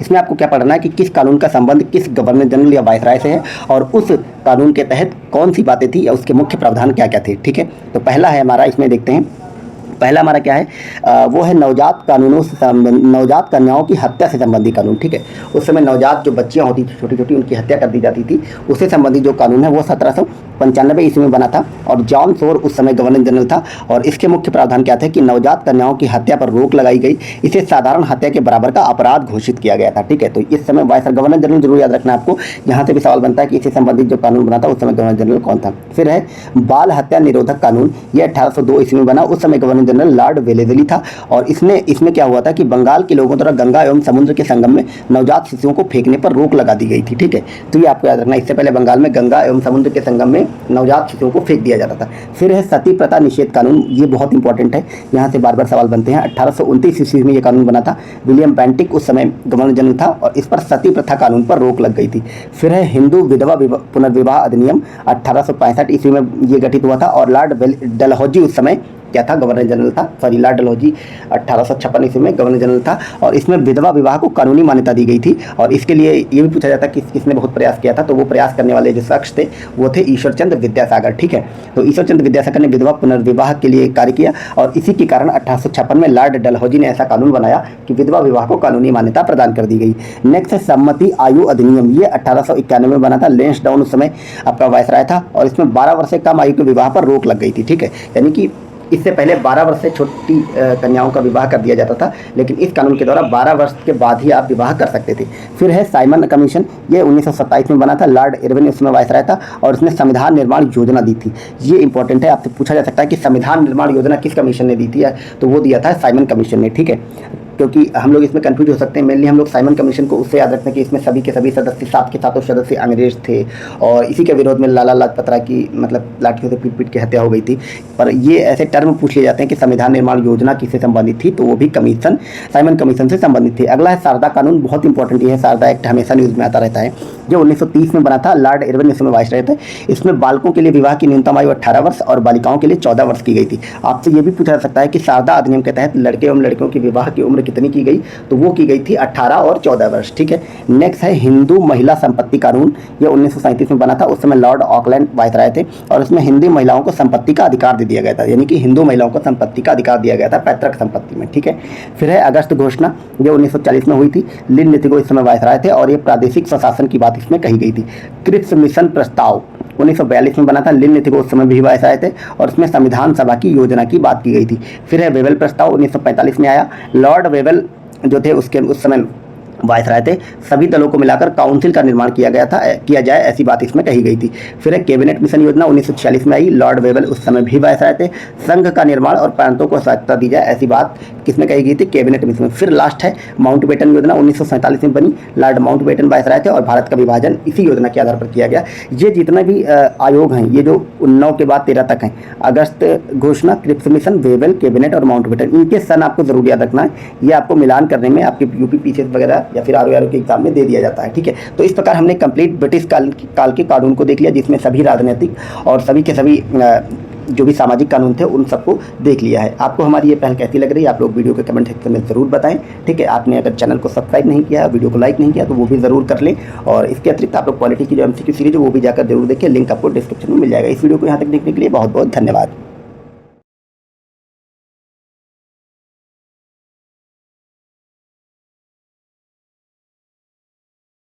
हेलो दोस्तों, स्वागत है आप सभी का आपके अपने यूट्यूब चैनल प्राइम प्रभाकर पे। दोस्तों, हम देख रहे हैं मॉडर्न हिस्ट्री के स्पेक्ट्रम बुक को और उसमें जो परिशिष्ट का भाग होता है लास्ट में उसको, और उसके तहत जो आज का हमारा टॉपिक होने वाला है वो होगा जातीय आंदोलन। और इसके बाद आज ही के इस वीडियो में हम देखने वाले हैं कृषक आंदोलन। तो हमारी मॉडर्न हिस्ट्री में जो भी जातीय आंदोलन हुए थे उससे संबंधित क्या क्या घटनाएं, किस क्षेत्र में हुए, किस व्यक्ति का उससे जुड़ाव रहा, किस वर्ष में हुआ और उसके क्या कारण और प्रभाव रहे, और इसके बाद हम वो सारे जो किसान आंदोलन हुए थे उन सबको देखेंगे। ठीक है, तो चलिए वीडियो को शुरुआत करते हैं। तो हमारा जो पहला है आंदोलन है वो है दलित वर्ग का आंदोलन। ठीक है, और ये महारों का आंदोलन था। महार जो है वो महाराष्ट्र में होते थे दलित, और डॉक्टर अम्बेडकर भी एक प्रकार के मतलब महार जाति से ही आते थे। ठीक है, और इस दलित वर्ग का नेतृत्व डॉक्टर भीमराव अम्बेडकर ने किया था। और ये जो दलित वर्ग का आंदोलन है ये 1824 ईस्वी में हुआ था और इसका क्षेत्र महाराष्ट्र था। ठीक है, इसके कारण और प्रभाव क्या थे इसमें देखते हैं कि अछूतों की दशा सुधारने का प्रयास किया गया। 1924 में डिप्रेस्ड क्लासेज इंस्टीट्यूशन की स्थापना की गई। अब यहाँ से आपका सेपरेट क्वेश्चन ये बन सकता है कि डिप्रेस्ड क्लासेज इंस्टीट्यूशन की स्थापना कब हुई, तो कब हुई भी बन जाता है आपके पीसीएस और आरओ के एग्जाम में। आपकी जो उसका सीक्वेंस लगाने को दिया जाता है, तो इसमें इसलिए आपको ये भी याद रखना कि कब बना था, ठीक है। तो डिप्रेस्ड क्लासेस इंस्टीट्यूशन 1924 में बना था और इसको बनाया किसने था? डॉक्टर भीमराव अम्बेडकर ने, ठीक है। 1927 में मराठी पाक्षिक बहिष्कृत भारत का प्रकाशन हुआ। 1927 में ही समाज समता संघ की स्थापना हुई और 1942 में अनुसूचित जाति संघ का गठन हुआ, ठीक है। तो इतनी सारी घटनाएं जो थी वो दलित वर्ग से संबंधित थी और इन सबका संबंध किससे था? डॉक्टर भीमराव अम्बेडकर से। ये इतनी बातें आप लोग याद रखेंगे। अगला जो हमारा है वो है सत्यशोधक समाज या सत्यशोधक आंदोलन, ठीक है। इसके द्वारा सत्यशोधक समाज की स्थापना हुई, ज्योतिबा फुले ने इसको स्थापित किया और जो इसका वर्ष था ये 1873 था। ये बात आप लोग याद रखेंगे, ठीक है। डॉक्टर अम्बेडकर ने जो संघर्ष किया दलितों के लिए वो 1824 में किया था और जो सत्यशोधक आंदोलन था वो 1873 में हुआ, ठीक है। और ये भी महाराष्ट्र के क्षेत्र में हुआ था और इसमें क्या किया गया था कि ब्राह्मणवाद का विरोध किया गया था, दलितों के उद्धार करने का प्रयास किया गया था, अस्पृश्य एवं महिलाओं की दशा सुधारने का प्रयास किया गया था। अगला है अरविपुरम आंदोलन। ये अरविपुरम आंदोलन, इसका जो नेतृत्व है वो श्री नारायण गुरु ने किया था। ये आप लोग याद रखेंगे, डायरेक्ट क्वेश्चन ऐसे बनेगा कि अविरप्पम आंदोलन किससे संबंधित है? तो ये श्री नारायण गुरु से संबंधित है। ये 1888 ईस्वी में हुआ और ये केरल में हुआ था। इसमें क्या था कि दलितों एवं शोषित वर्गों के अधिकारों के लिए संघर्ष मुख्यतः केरल के इरजावास या इरवास में किया गया था, ठीक है। नेक्स्ट हमारा है कि नायर आंदोलन। नायर आंदोलन जो था इसके प्रमुख नेतृत्वकर्ता सीवी रमन पिल्लई थे, के रामकृष्ण पिल्लई एवं एम पद्मनाभन पिल्लई थे। ये 1891 ईस्वी में हुआ था, ये भी केरल में था। इसमें क्या हुआ था कि ब्राह्मणों के विशेषाधिकार को चुनौती दी गई थी। 1851 में रमन पिल्लई द्वारा मलयाली मेमोरियल की स्थापना की गई थी। ये आप याद रखें कि मलयाली मेमोरियल की स्थापना किसने की? रमन पिल्लई ने, ठीक है। फिर 1914 में पद्मनाभन पिल्लई के द्वारा नायर सेवा समिति का गठन किया गया था। ये क्वेश्चन डायरेक्ट मिलेंगे आपको कि नायर सेवा समिति का गठन कब हुआ था? 1914 में। किसने किया? तो ये किया था पद्मनाभन पिल्लई ने, ठीक है। नेक्स्ट है हमारा कि कैवरतास द्वारा कैवरतास आंदोलन, जो बाद में माहिर से बन गए थे। ये 1897 और उसके बाद तक चलता रहा था और ये मिदनापुर बंगाल में हुआ था, ठीक है। कैवरतास आंदोलन, ये ज़्यादा मतलब अभी तक इस पर सवाल नहीं बने हैं लेकिन बन सकते तो आपको अच्छे से याद रखना, ठीक है। इसमें क्या होता है कि 1897 में जाति निर्धारणी सभा का गठन हुआ था, जाति निर्धारणी सभा, तथा 1901 में माहिर समिति की स्थापना की गई थी, ठीक है। अगर आप इसका स्क्रीनशॉट लेना चाहते हैं तो यहाँ से ले सकते हो, ठीक। अब नेक्स्ट देखते हैं। नेक्स्ट था जस्टिस पार्टी आंदोलन, ठीक है। जस्टिस पार्टी आंदोलन जो था वो doctor T M. Nair, P. Thyagaraja Chetty और सी.एन. मुदालियार इसके प्रमुख नेतृत्वकर्ता थे। मध्यस्थ जातियों से संबंधित था, ठीक है। यानी कि आज के समय में हम इनको ओबीसी कास्ट कह सकते हैं, ठीक है। ये 1916 में हुआ था और इसका जो क्षेत्र था वो मद्रास था। इसमें क्या हुआ था कि ब्राह्मण वर्ग के प्रमुख को चुनौती दी गई थी। सरकारी सेवाओं एवं राजनीति में ब्राह्मणों के वर्चस्व का विरोध किया गया था। 1916 में the south Indian liberation federation LIL की स्थापना हुई थी। 1930 में सरकार द्वारा कुछ वर्गों को आरक्षण दिए जाने के प्रयासों को सफलता मिली। तो इतनी सारी बातें जो हैं वो जस्टिस पार्टी से रिलेटेड थी। इसमें जो फैक्ट दिए हुए हैं, एक एक फैक्ट इंपॉर्टेंट है, आपको एक फैक्ट भी छोड़ना नहीं। जैसे इसका कार्यक्षेत्र क्या था, कब बनी थी, जस्टिस पार्टी से जुड़े हुए कितने लोग थे, क्योंकि आपके एग्जाम में दे दिया जाएगा जस्टिस पार्टी से निम्न में से कौन नहीं जुड़ा हुआ और आपको 4 नाम दिए जाएंगे। तो ये तीनों नाम आपको याद रखना और ये सारी घटनाएं इससे रिलेटेड थी, ये भी याद रखना, ठीक है। नेक्स्ट है कांग्रेस का हरिजन आंदोलन, जो 1917 उसके बाद तक चला था, ठीक है। और ये पूरे देश में लगभग चला था। इसमें क्या हुआ था कि पिछड़ी एवं दलित जातियों के उत्थान का प्रयास किया गया था। 1932 में अखिल भारतीय अस्पृश्यता विरोधी लीग की स्थापना की गई थी। 1933 में गांधी जी के द्वारा हरिजन नामक साप्ताहिक पत्र का प्रकाशन किया गया था। मोस्ट इंपॉर्टेंट लाइन थे, ये सब आप याद रखेंगे। नेक्स्ट है आत्मसम्मान आंदोलन। इसमें कई बार क्वेश्चन बनते हैं, ठीक है। और इसके प्रमुख जो नेतृत्व करता थे वो ईवी रामास्वामी नायकर थे, या इन्हीं को पेरियार कहा जाता है। ये 1925 में आंदोलन आया था और ये तमिलनाडु इनका कार्यक्षेत्र था। इसमें ब्राह्मणों द्वारा किए जा रहे जाति भेदभाव का विरोध किया गया था और फुदी अरासू नामक पत्र का प्रकाशन पेरियार ने इसमें किया था, ठीक है। तो ये क्वेश्चन बहुत इंपॉर्टेंट है, पूछा जा सकता है कि फुदी अरासू नामक समाचार पत्र का प्रकाशन किसने किया था? तो ये किया था पेरियार ने। नेक्स्ट है नादर आंदोलन, ये अस्पृश्य सभाओं द्वारा प्रारंभ किया गया था, ठीक है। और ये तमिलनाडु इसका भी कार्यक्षेत्र था। इसमें सामाजिक भेदभाव का विरोध किया गया था। नादरों के मध्य शिक्षा का प्रसार तथा उसके सामाजिक कल्याण का प्राथमिकता दी गई थी और 1910 में नादर महाजन संगम की स्थापना की गई थी। तो इतने और सारी ये समितियां हैं जो कि जातीय आंदोलन से रिलेटेड थी। अब हम देखते हैं जितने भी हमारे मॉडर्न हिस्ट्री में कृषक आंदोलन हुए, यानी कि जितने भी किसानों से संबंधित आंदोलन हुए उनको हम देखेंगे इसी तरह से एक एक करके। ये बहुत इंपॉर्टेंट है, यहाँ से न केवल एक बल्कि 2 से 3 सवाल आपको एग्जाम में मिलेंगे, ठीक है। तो चलिए देखते हैं। इसमें हमारा जो पहला है वो टीटू मीर का आंदोलन है। टीटू मीर का आंदोलन, ठीक है। इसका जो नेतृत्व करता थे, आंदोलन करता वो थे निसार अली, ठीक है। ये 1782 से 1831 तक लगभग लंबे समय तक चला था और इसका कार्यक्षेत्र पश्चिम बंगाल था। इसमें क्या हुआ था कि उन हिंदू जमींदारों के विरुद्ध जिन्होंने फरादियों पर दाढ़ी कर लगा दिया था, उनके विरुद्ध आंदोलन किया गया था। नेक्स्ट है हाजोंग और गारो जनजातियों का पागलपंथी आंदोलन। करमशाह और टीपू शाह इसके मुख्य आंदोलन करता थे। तो इसमें आपसे क्या पूछा जाता है कि पागलपंथी आंदोलन किसने किया था? तो वो किया था करमशाह और टीपू शाह ने, ठीक है। और ये लोग जो थे वो हाजोंग और गारो जनजाति से आते थे। 1825 से 35 के बीच चला था और इसका जो कार्यक्षेत्र था वो मैमन सिंह जिला था और ये बंगाल में आता है, ठीक है। इसमें क्या हुआ था कि कर वृद्धि का विरोध हुआ था। अंग्रेजों ने हिंसापूर्वक इस आंदोलन को कुचल दिया था। नेक्स्ट है मोकला विद्रोह, बहुत इंपॉर्टेंट है, यहाँ से कई बार क्वेश्चन बनते हैं। ये 1836 से 1854 के बीच चला था। ये मालाबार केरल में चला था और इसमें ज्यादा कर निर्धारण तथा कृषि योग्य भूमि में कमी के विरुद्ध विद्रोह किया गया था। अगला है नील आंदोलन, मोस्ट इंपॉर्टेंट, ये 1859 से 60 के बीच चला था। ये नादिया बंगाल में चला था। इसमें यूरोपीय नील बागान मालिकों द्वारा आरोपित शर्तों का विरोध किया गया था। समस्या के समाधान है तो 1860 में नील आयोग का गठन किया गया था। ठीक है, नेक्स्ट है मराठा किसानों का दक्कन उपद्रव, ये 1875 में हुआ था और इसका जो कार्य क्षेत्र है वो महाराष्ट्र का पूना और कारदीस गांव था। ठीक है, इसमें क्या हुआ था कि गुजराती एवं मारवाड़ी साहूकारों के भ्रष्टाचार का विरोध किया गया था। 1879 में दक्कन कृषक राहत अधिनियम पारित किया गया था। ठीक है, ये इसके कारण और प्रभाव हैं। अगला है रामोसी विद्रोह, इस पर कई बार क्वेश्चन बनते हैं और इसका जो नेतृत्व करता थे वो थे वसुदेव बलवंत फड़के। 1877 से 87 के बीच चला था और ये महाराष्ट्र के कार्य क्षेत्र में चला था। ठीक है, इसमें क्या हुआ था कि अकाल पीड़ितों को सहायता न पहुंचा पाने की अंग्रेजी सरकार की असफलता के विरुद्ध ये आंदोलन किया गया था। ठीक है, तो ये इतने आंदोलन हो गए हैं। अब हम कुछ नेक्स्ट बचे हुए कृषक आंदोलनों को देखते हैं। वो हमारे आंदोलन क्या है, ये सारे बहुत इंपॉर्टेंट हैं। इसमें है हमारा पाबना विद्रोह। ठीक है, पाबना विद्रोह केशव चंद्र राय तथा शंभुनाथ पाल प्रमुख नेता थे इसके। बीसी चटर्जी और आरसी दंत प्रमुख सहयोगकर्ता थे। ये 1873 से 76 के बीच चला था। ठीक है, और इसका जो कार्य क्षेत्र था वो पूर्वी बंगाल का पाबना जिला था और मतलब ये बंगाल में पड़ता था, इतना आप याद रखेंगे। ठीक है, इसमें क्या हुआ था कि जमींदारों की ज्यादतियों का विरोध हुआ था, बाह्य भूमि अधिग्रहण कार्यों का विरोध हुआ था। 1885 में बंगाल टेनेंसी एक्ट पारित हुआ था। तो ये बंगाल टेनेंसी एक्ट 1885 में पारित हुआ और इसका संबंध किस विद्रोह से था, ये आपको याद रखना, ये था पाबना विद्रोह से रिलेटेड। ठीक है, नेक्स्ट है पंजाब कृषक विद्रोह। ये 19वीं शताब्दी के अंतिम दशक में हुआ था, पंजाब में हुआ था, नाम से ही स्पष्ट है। इसमें अपनी भूमि के छीनने पर किसानों द्वारा विरोध किया गया था। 1900 पंजाब भू हस्तांतरण अधिनियम पारित किया गया था। ठीक है, नेक्स्ट है चंपारण के किसानों द्वारा चंपारण सत्याग्रह 1917 में हुआ था, चंपारण बिहार में। इसमें क्या हुआ था कि यूरोपीय नील बागान मालिकों द्वारा आरोपित तीन कटिया पद्धति का विरोध किया गया था। चंपारण कृषक अधिनियम द्वारा तीन कटिया पद्धति का अंत कर दिया गया था। ठीक है, और अगला देखते हैं। अगला है खेड़ा के किसानों का खेड़ा सत्याग्रह। इसके आंदोलनकर्ता का नेतृत्व जो थे वो मेन जो नेतृत्व कर रहे थे वो गांधी जी कर रहे थे। ठीक है, और ये हुआ था 1918 में। कहाँ हुआ था, खेड़ा गुजरात में पड़ता, तो ये गुजरात में हुआ था। इसमें क्या हुआ था कि फसल के बर्बाद होने पर भू राजस्व की दरों को कम न किए जाने के विरोध में किसानों की मांगे मान ली गई थी अंततः। ये इंपॉर्टेंट है, यानी कि गांधी जी के चाहे जैसे चंपारण वाला जो विद्रोह था, खेड़ा वाला था, ठीक है, बारदौली का सत्याग्रह था, इन सारी में गांधी जी की जीत हुई थी और इन्हीं विजयों ने, जो छोटे छोटे आंदोलन थे, गांधी जी को एक मॉस लीडर बना दिया था। ठीक है, तो गांधी जी यहीं से एक जन नेता बनकर के उभरे थे। खैर अगला देखते हैं बारदौली सत्याग्रह। बारदौली सत्याग्रह जो था वो संबंध जो व्यक्ति थे वो कुर्बी पाटीदार थे, ये भूस्वामी हैं और अछूत एवं अछूत थे। वल्लभ भाई पटेल एवं मेहता बंधुओं ने इसका पूर्ण समर्थन किया था। ठीक है, और ये 1928 में हुआ था सूरत गुजरात में। इसमें बंबई सरकार द्वारा लगान की दर में 22% की वृद्धि एवं उच्च वर्ग की ज्यादतियों का विरोध किया गया था। लगान की दरें घटाकर 6.03% कर दी गई थी, यानी कि 22% से 6% लगान कर दिया गया था। तो कहीं ना कहीं ये इसकी जीत हो गई थी। अगला देखते हैं क्या है, अगला है पासी एवं अहीर जाति के सदस्यों द्वारा एका आंदोलन। तो एका आंदोलन 1921-22 में हुआ था और ये हरदोई, बाराबंकी, सीतापुर यानी कि जो अवध वाला इलाका है उसमें ये हुआ था एका आंदोलन। ठीक है, पासी और अहीर जाति ने मिलकर के एक आंदोलन किया था 1921-22 में। ठीक है, इसमें लगान में बढ़ोतरी का विरोध किया गया था। नेक्स्ट है तेभागा आंदोलन और ये गरीब, बटाईदार एवं तिहाड़ी पर काम करने वाले कृषकों के द्वारा किया गया था। 1946 से ये शुरू हुआ था और ये 46 से 51 तक चला था। और आपसे एक सवाल ये भी पूछा जाता है कि अंतिम कृषक आंदोलन कौन था, तो वो तेभागा आंदोलन ही माना जाता है। ठीक है, तो ये बंगाल और हैदराबाद में चला था और इसमें क्या हुआ था कि साहूकारों एवं जमींदारों का विरोध किया गया था। ठीक है, सॉरी हैदराबाद में नहीं चला था, ये केवल बंगाल में चला था। हैदराबाद में तेलंगाना विद्रोह चला था। ठीक है, और ये 1946 में चला था तेलंगाना में, 46 से 51 तक तेलंगाना विद्रोह। लेकिन मैंने जो ऊपर बताया कि अंतिम कृषक आंदोलन वो तेलंगाना नहीं था बल्कि वो तेभागा आंदोलन ही का माना जाता है आपके एग्जाम्स में। ठीक है, तो 1946 से 51 तक तेलंगाना विद्रोह चला था और ये कहाँ ऑब्वियसली हैदराबाद में चला था। और इसमें हैदराबाद के निजाम के अधिकारियों एवं जमींदारों के विरुद्ध बंगाल का एक बड़ा कृषक आंदोलन हुआ था। किसान सभा का इसको पूर्ण समर्थन प्राप्त हुआ था। तो इस प्रकार ये आप इसका स्क्रीनशॉट ले सकते हैं और ये हमारा कंप्लीट चैप्टर कवर हो जाता है। कौन सा, तो इसमें हमारे दो चैप्टर कवर हुए, जातीय आंदोलन और कृषक आंदोलन। ठीक है, जो कि मोस्ट इंपॉर्टेंट है, आप सबको पता है कृषक आंदोलन से क्वेश्चन बनते हैं और जातीय आंदोलन से भी सवाल बनते हैं। तो इस प्रकार से आपको हमारे वीडियोस मिलते रहेंगे, मोस्ट इंपॉर्टेंट टॉपिक जो कि आपके आने वाले पीसीएस और आरआरबी वगैरह के एग्जाम्स में बहुत ही कारगर होंगे। आप चैनल पे नए हैं तो आप वीडियो को सब्सक्राइब कर लीजिए चैनल को, ठीक है, और वीडियो को लाइक एंड शेयर भी कर लीजिए।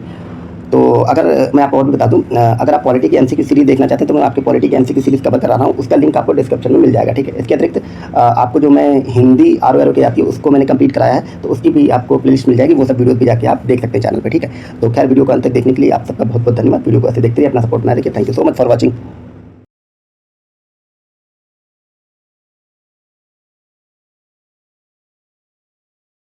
हेलो दोस्तों, स्वागत है आप सभी का आपके अपने यूट्यूब चैनल प्राइम प्रभाकर पे।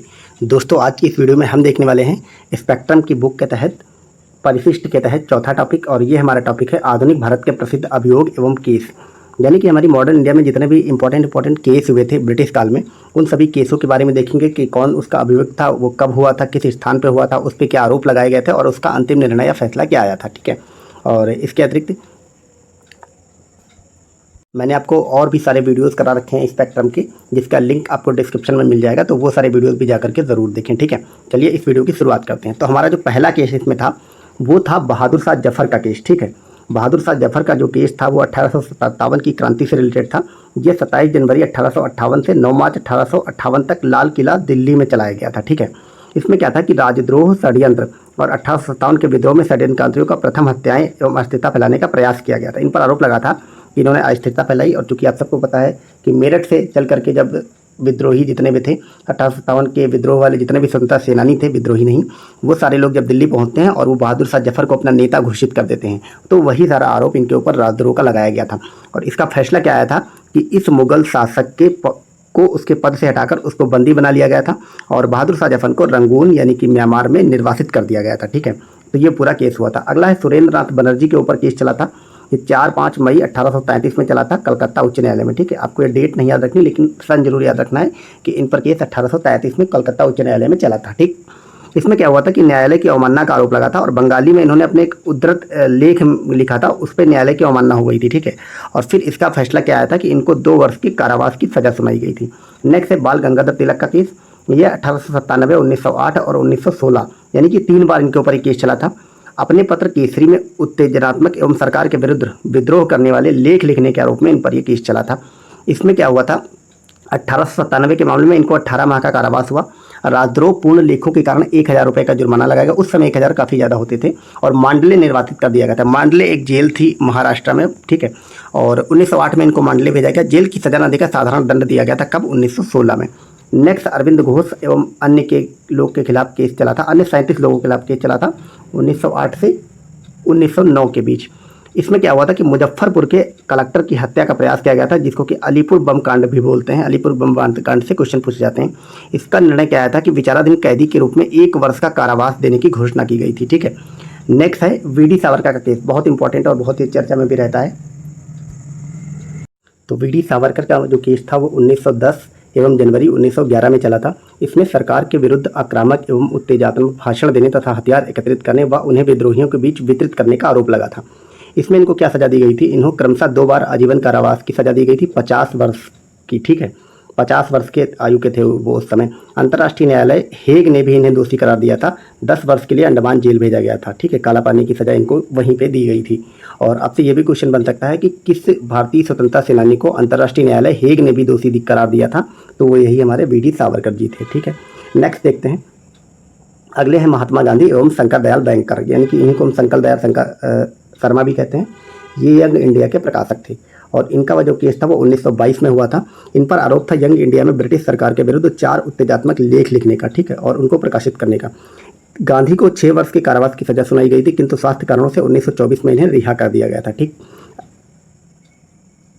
अगला केस है 31 साम्यवादी यानी कि कम्युनिस्ट को ये सज़ा दी गई थी। ये मार्च 1929 में दी गई थी। ब्रिटिश सरकार के विरुद्ध षड्यंत्र रचने का आरोप लगा था। मेरठ षड्यंत्र केस से संबंधित था ये। इसमें क्या हुआ था कि आरोपियों को अलग अलग प्रकार के दंड दिए गए थे, जो 3 वर्ष के कारावास से लेकर आजीवन कारावास तक की सजा दी गई थी। फिर आते हैं भगत सिंह का बहुत ही चर्चित केस, जो कि जून 1929 में था और जुलाई 1929 दोनों में, यानी 1929 आपको याद रखना है। सेंट्रल असेंबली में बम फेंकने का आरोप लगा था और इनको आजीवन निर्वासन की सजा दी गई थी। ठीक है, और पुलिस अधिकारी सैंडर्स की हत्या के आरोप में इनको मृत्युदंड या फांसी की सजा दे दी गई थी। अगला है एमएन रॉय। इनके ऊपर 1931 से 32 के बीच केस चला था। षड्यंत्र एवं राजद्रोह का आरोप लगा था।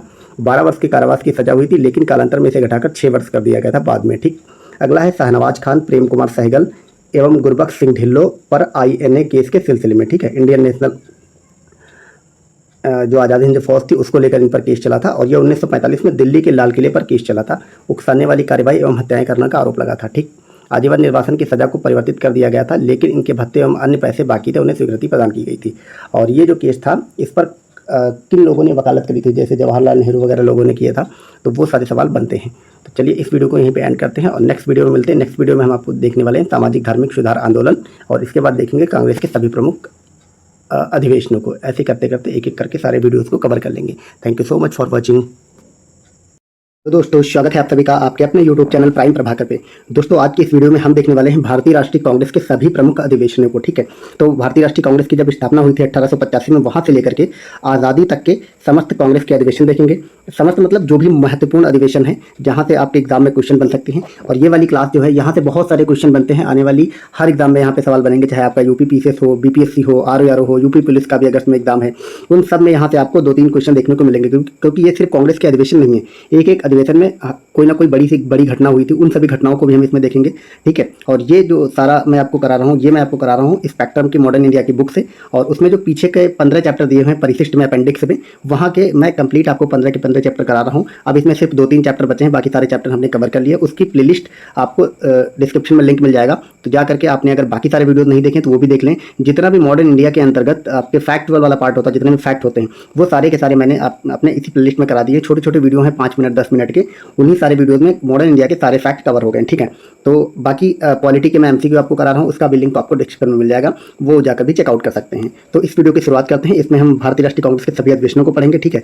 और इसमें हम देखेंगे अधिवेशन किस वर्ष में हुआ, उसका स्थान कौन सा था और वह उसके अध्यक्ष कौन थे, ठीक है। और फिर उस अधिवेशन में क्या महत्वपूर्ण तथ्य थे, यानी कि उस अधिवेशन में क्या महत्वपूर्ण घटना घटी थी, उसको हम सबसे पहले देखने वाले हैं। इसमें हालांकि दिया हुआ है कि किस अधिवेशन में कितने प्रतिनिधियों ने भाग लिया था। तो ये जो प्रतिनिधियों की संख्या होती है, ये एग्जाम में आपके नहीं पूछी जाए, तो मैं आपको प्रतिनिधियों की संख्या नहीं कराऊंगा। इसके अलावा जो भी इंपॉर्टेंट होगा वो मैं आपको कंप्लीट बताते हुए चलूंगा, ठीक है। तो चलिए वीडियो की शुरुआत करते हैं। इसमें हमारा जो पहला अधिवेशन है वो 1885 को 28 दिसंबर में हुआ था, और ये 28 दिसंबर को ही कांग्रेस की स्थापना हो गई थी। कहाँ हुई थी? बम्बई में हुई थी, ठीक है। तो जब कांग्रेस की स्थापना हुई मुंबई में 1885 28 दिसंबर को, उस समय यानी कि पहला जो कांग्रेस का अधिवेशन था उसके अध्यक्ष WC बनर्जी थे, ये आपको याद रखना है, ठीक है। और इसमें प्रथम अधिवेशन में 72 प्रतिनिधियों ने भाग लिया था, और चूंकि ये प्रथम था तो इसमें आप थोड़ा सा याद रखेंगे। कांग्रेस के उद्देश्य इसमें तय कर दिए गए थे कि कांग्रेस किस लिए बनाई गई, ठीक है। और कांग्रेस की स्थापना आपको पता है किसने करी थी? एओ ह्यूम ने करी थी, लेकिन अध्यक्ष WC बनर्जी थे, ठीक है, व्योमेश चंद्र बनर्जी। दूसरा जो अधिवेशन था वो 1886 में हुआ, 28 दिसंबर को ही हो गया था, सॉरी 28 दिसंबर को ही हुआ 1886 में। एक साल बाद वो कलकत्ता में हुआ, और ये दादा भाई नौरोजी की अध्यक्षता में हुआ था, ठीक है। और दादा भाई नौरोजी को कहा जाता है कि प्रथम गैर हिंदू अध्यक्ष थे, ठीक है। क्यों? क्योंकि ये एक पारसी समुदाय से आते हैं।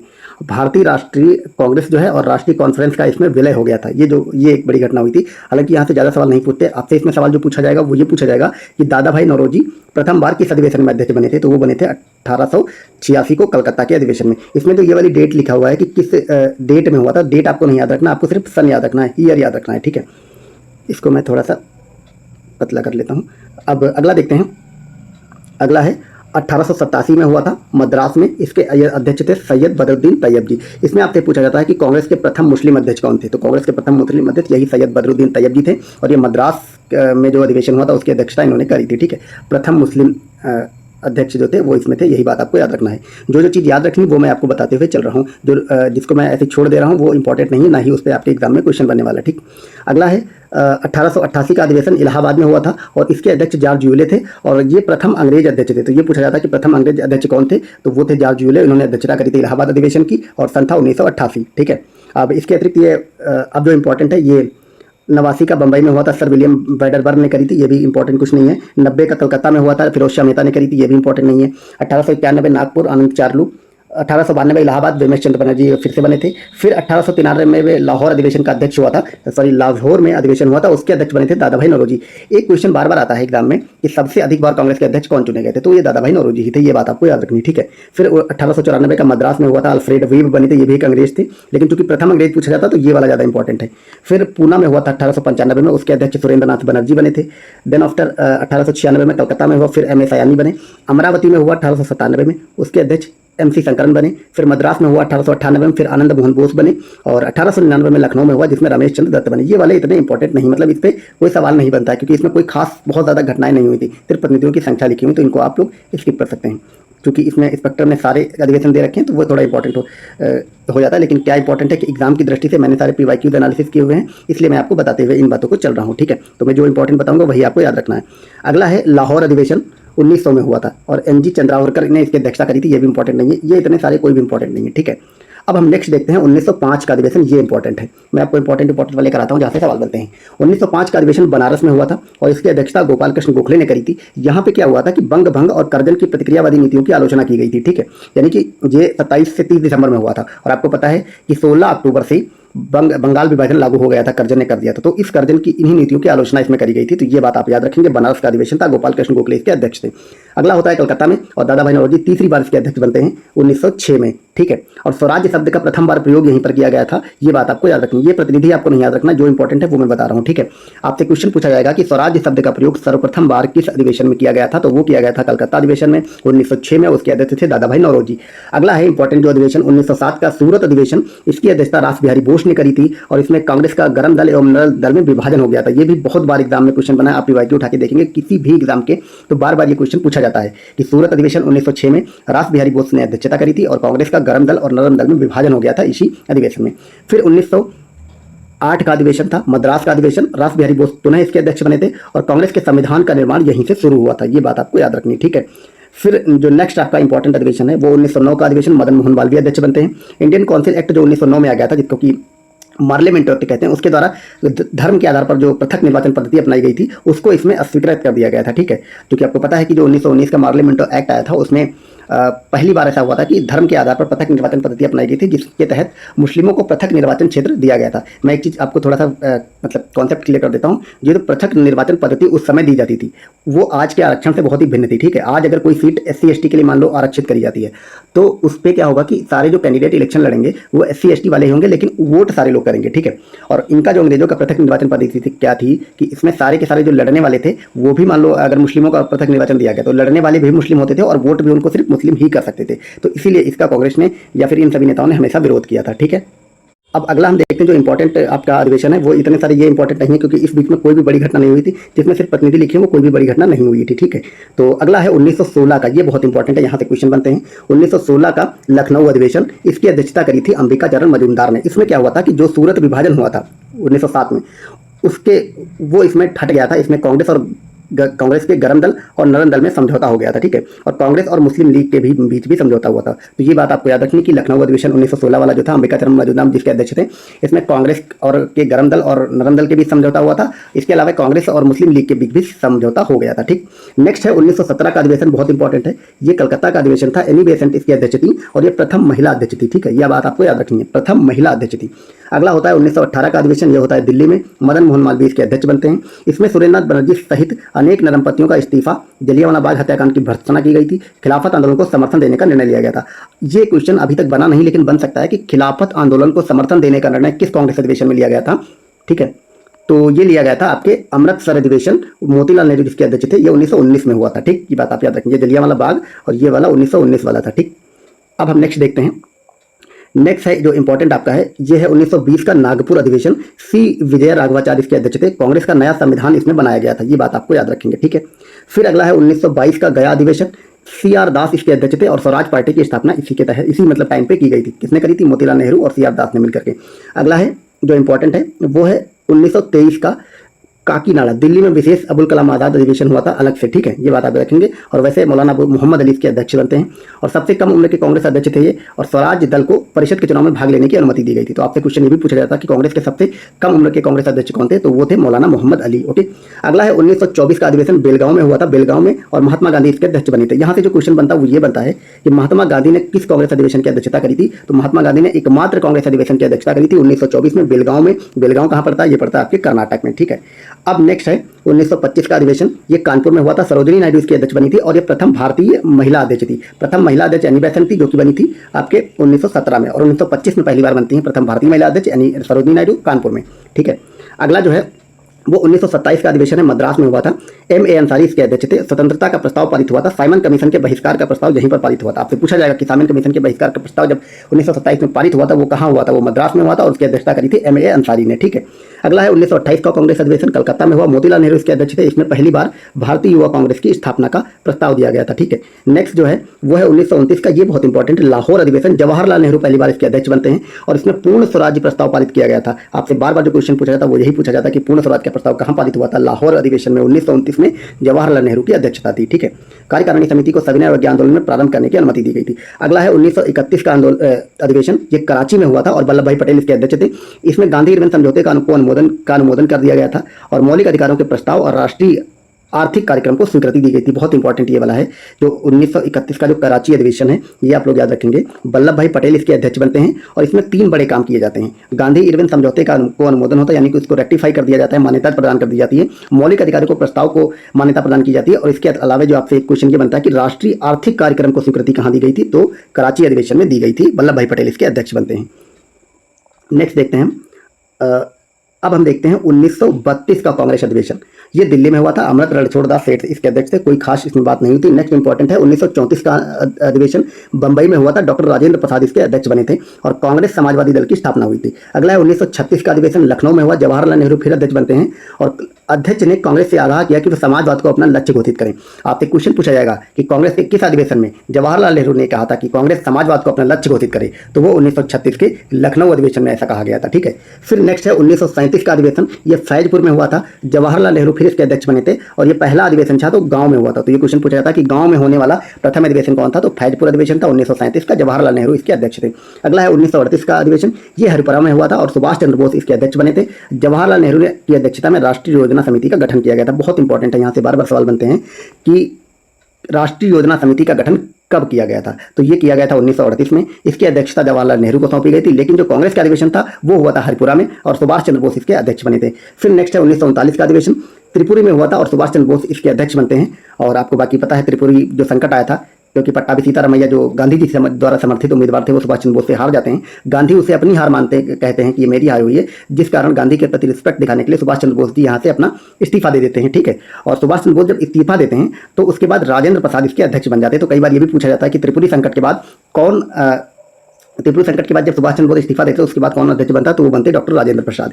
ठीक है, फिर 1940 से लेकर के मौलाना अबुल कलाम आज़ाद जो है वो अध्यक्ष बनते हैं। मौलाना अबुल कलाम आज़ाद 1940 में बनते हैं। ठीक है, और मौलाना अबुल कलाम आज़ाद जो है वो 40 से लेकर के 45 तक रहते हैं। तो एक क्वेश्चन ये पूछा जाता है कि लगातार सबसे लंबे समय तक कांग्रेस के अध्यक्ष कौन रहता है, तो वो यही रहते हैं मौलाना अबुल कलाम आज़ाद। एक क्वेश्चन ये भी बनता है। ठीक है, 40 से लेकर के 45 तक रहते हैं। क्यों? क्योंकि 40 से 45 के बीच कांग्रेस के अधिवेशन हुए नहीं थे, मतलब एक परंपरा के रूप में हर साल जो बनते हैं वैसे हुए ही नहीं थे। ठीक है, फिर 1946 में कांग्रेस के अध्यक्ष बने थे जेबी कृपलानी और ये मेरठ का अधिवेशन था। ठीक है, ये आप याद रखेंगे। ठीक है, और एक क्वेश्चन ये भी आपसे पूछा जाता है कि जब देश आज़ाद हुआ था 15 अगस्त 1947 को, उस समय कांग्रेस का अध्यक्ष कौन था, तो उस समय कांग्रेस के अध्यक्ष यही जेबी कृपलानी ही थे। ठीक है, और 1947 का अधिवेशन दिल्ली में हुआ था। राजेंद्र प्रसाद ने इसकी अध्यक्षता करी थी, लेकिन जब देश आज़ाद हुआ था तब तक जेबी कृपलानी ही अध्यक्ष थे।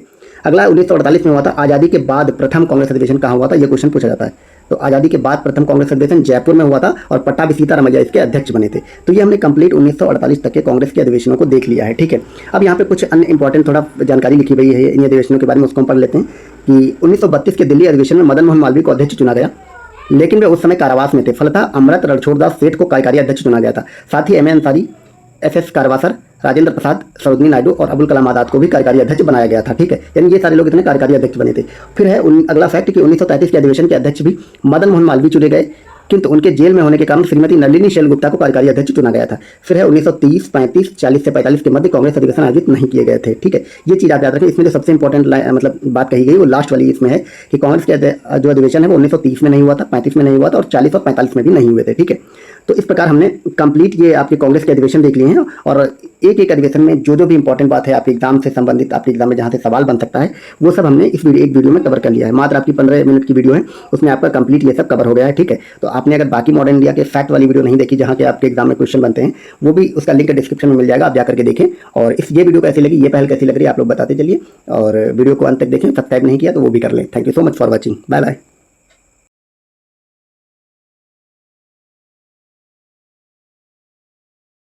हेलो दोस्तों, स्वागत है आप सभी का आपके अपने यूट्यूब चैनल प्राइम प्रभाकर पे।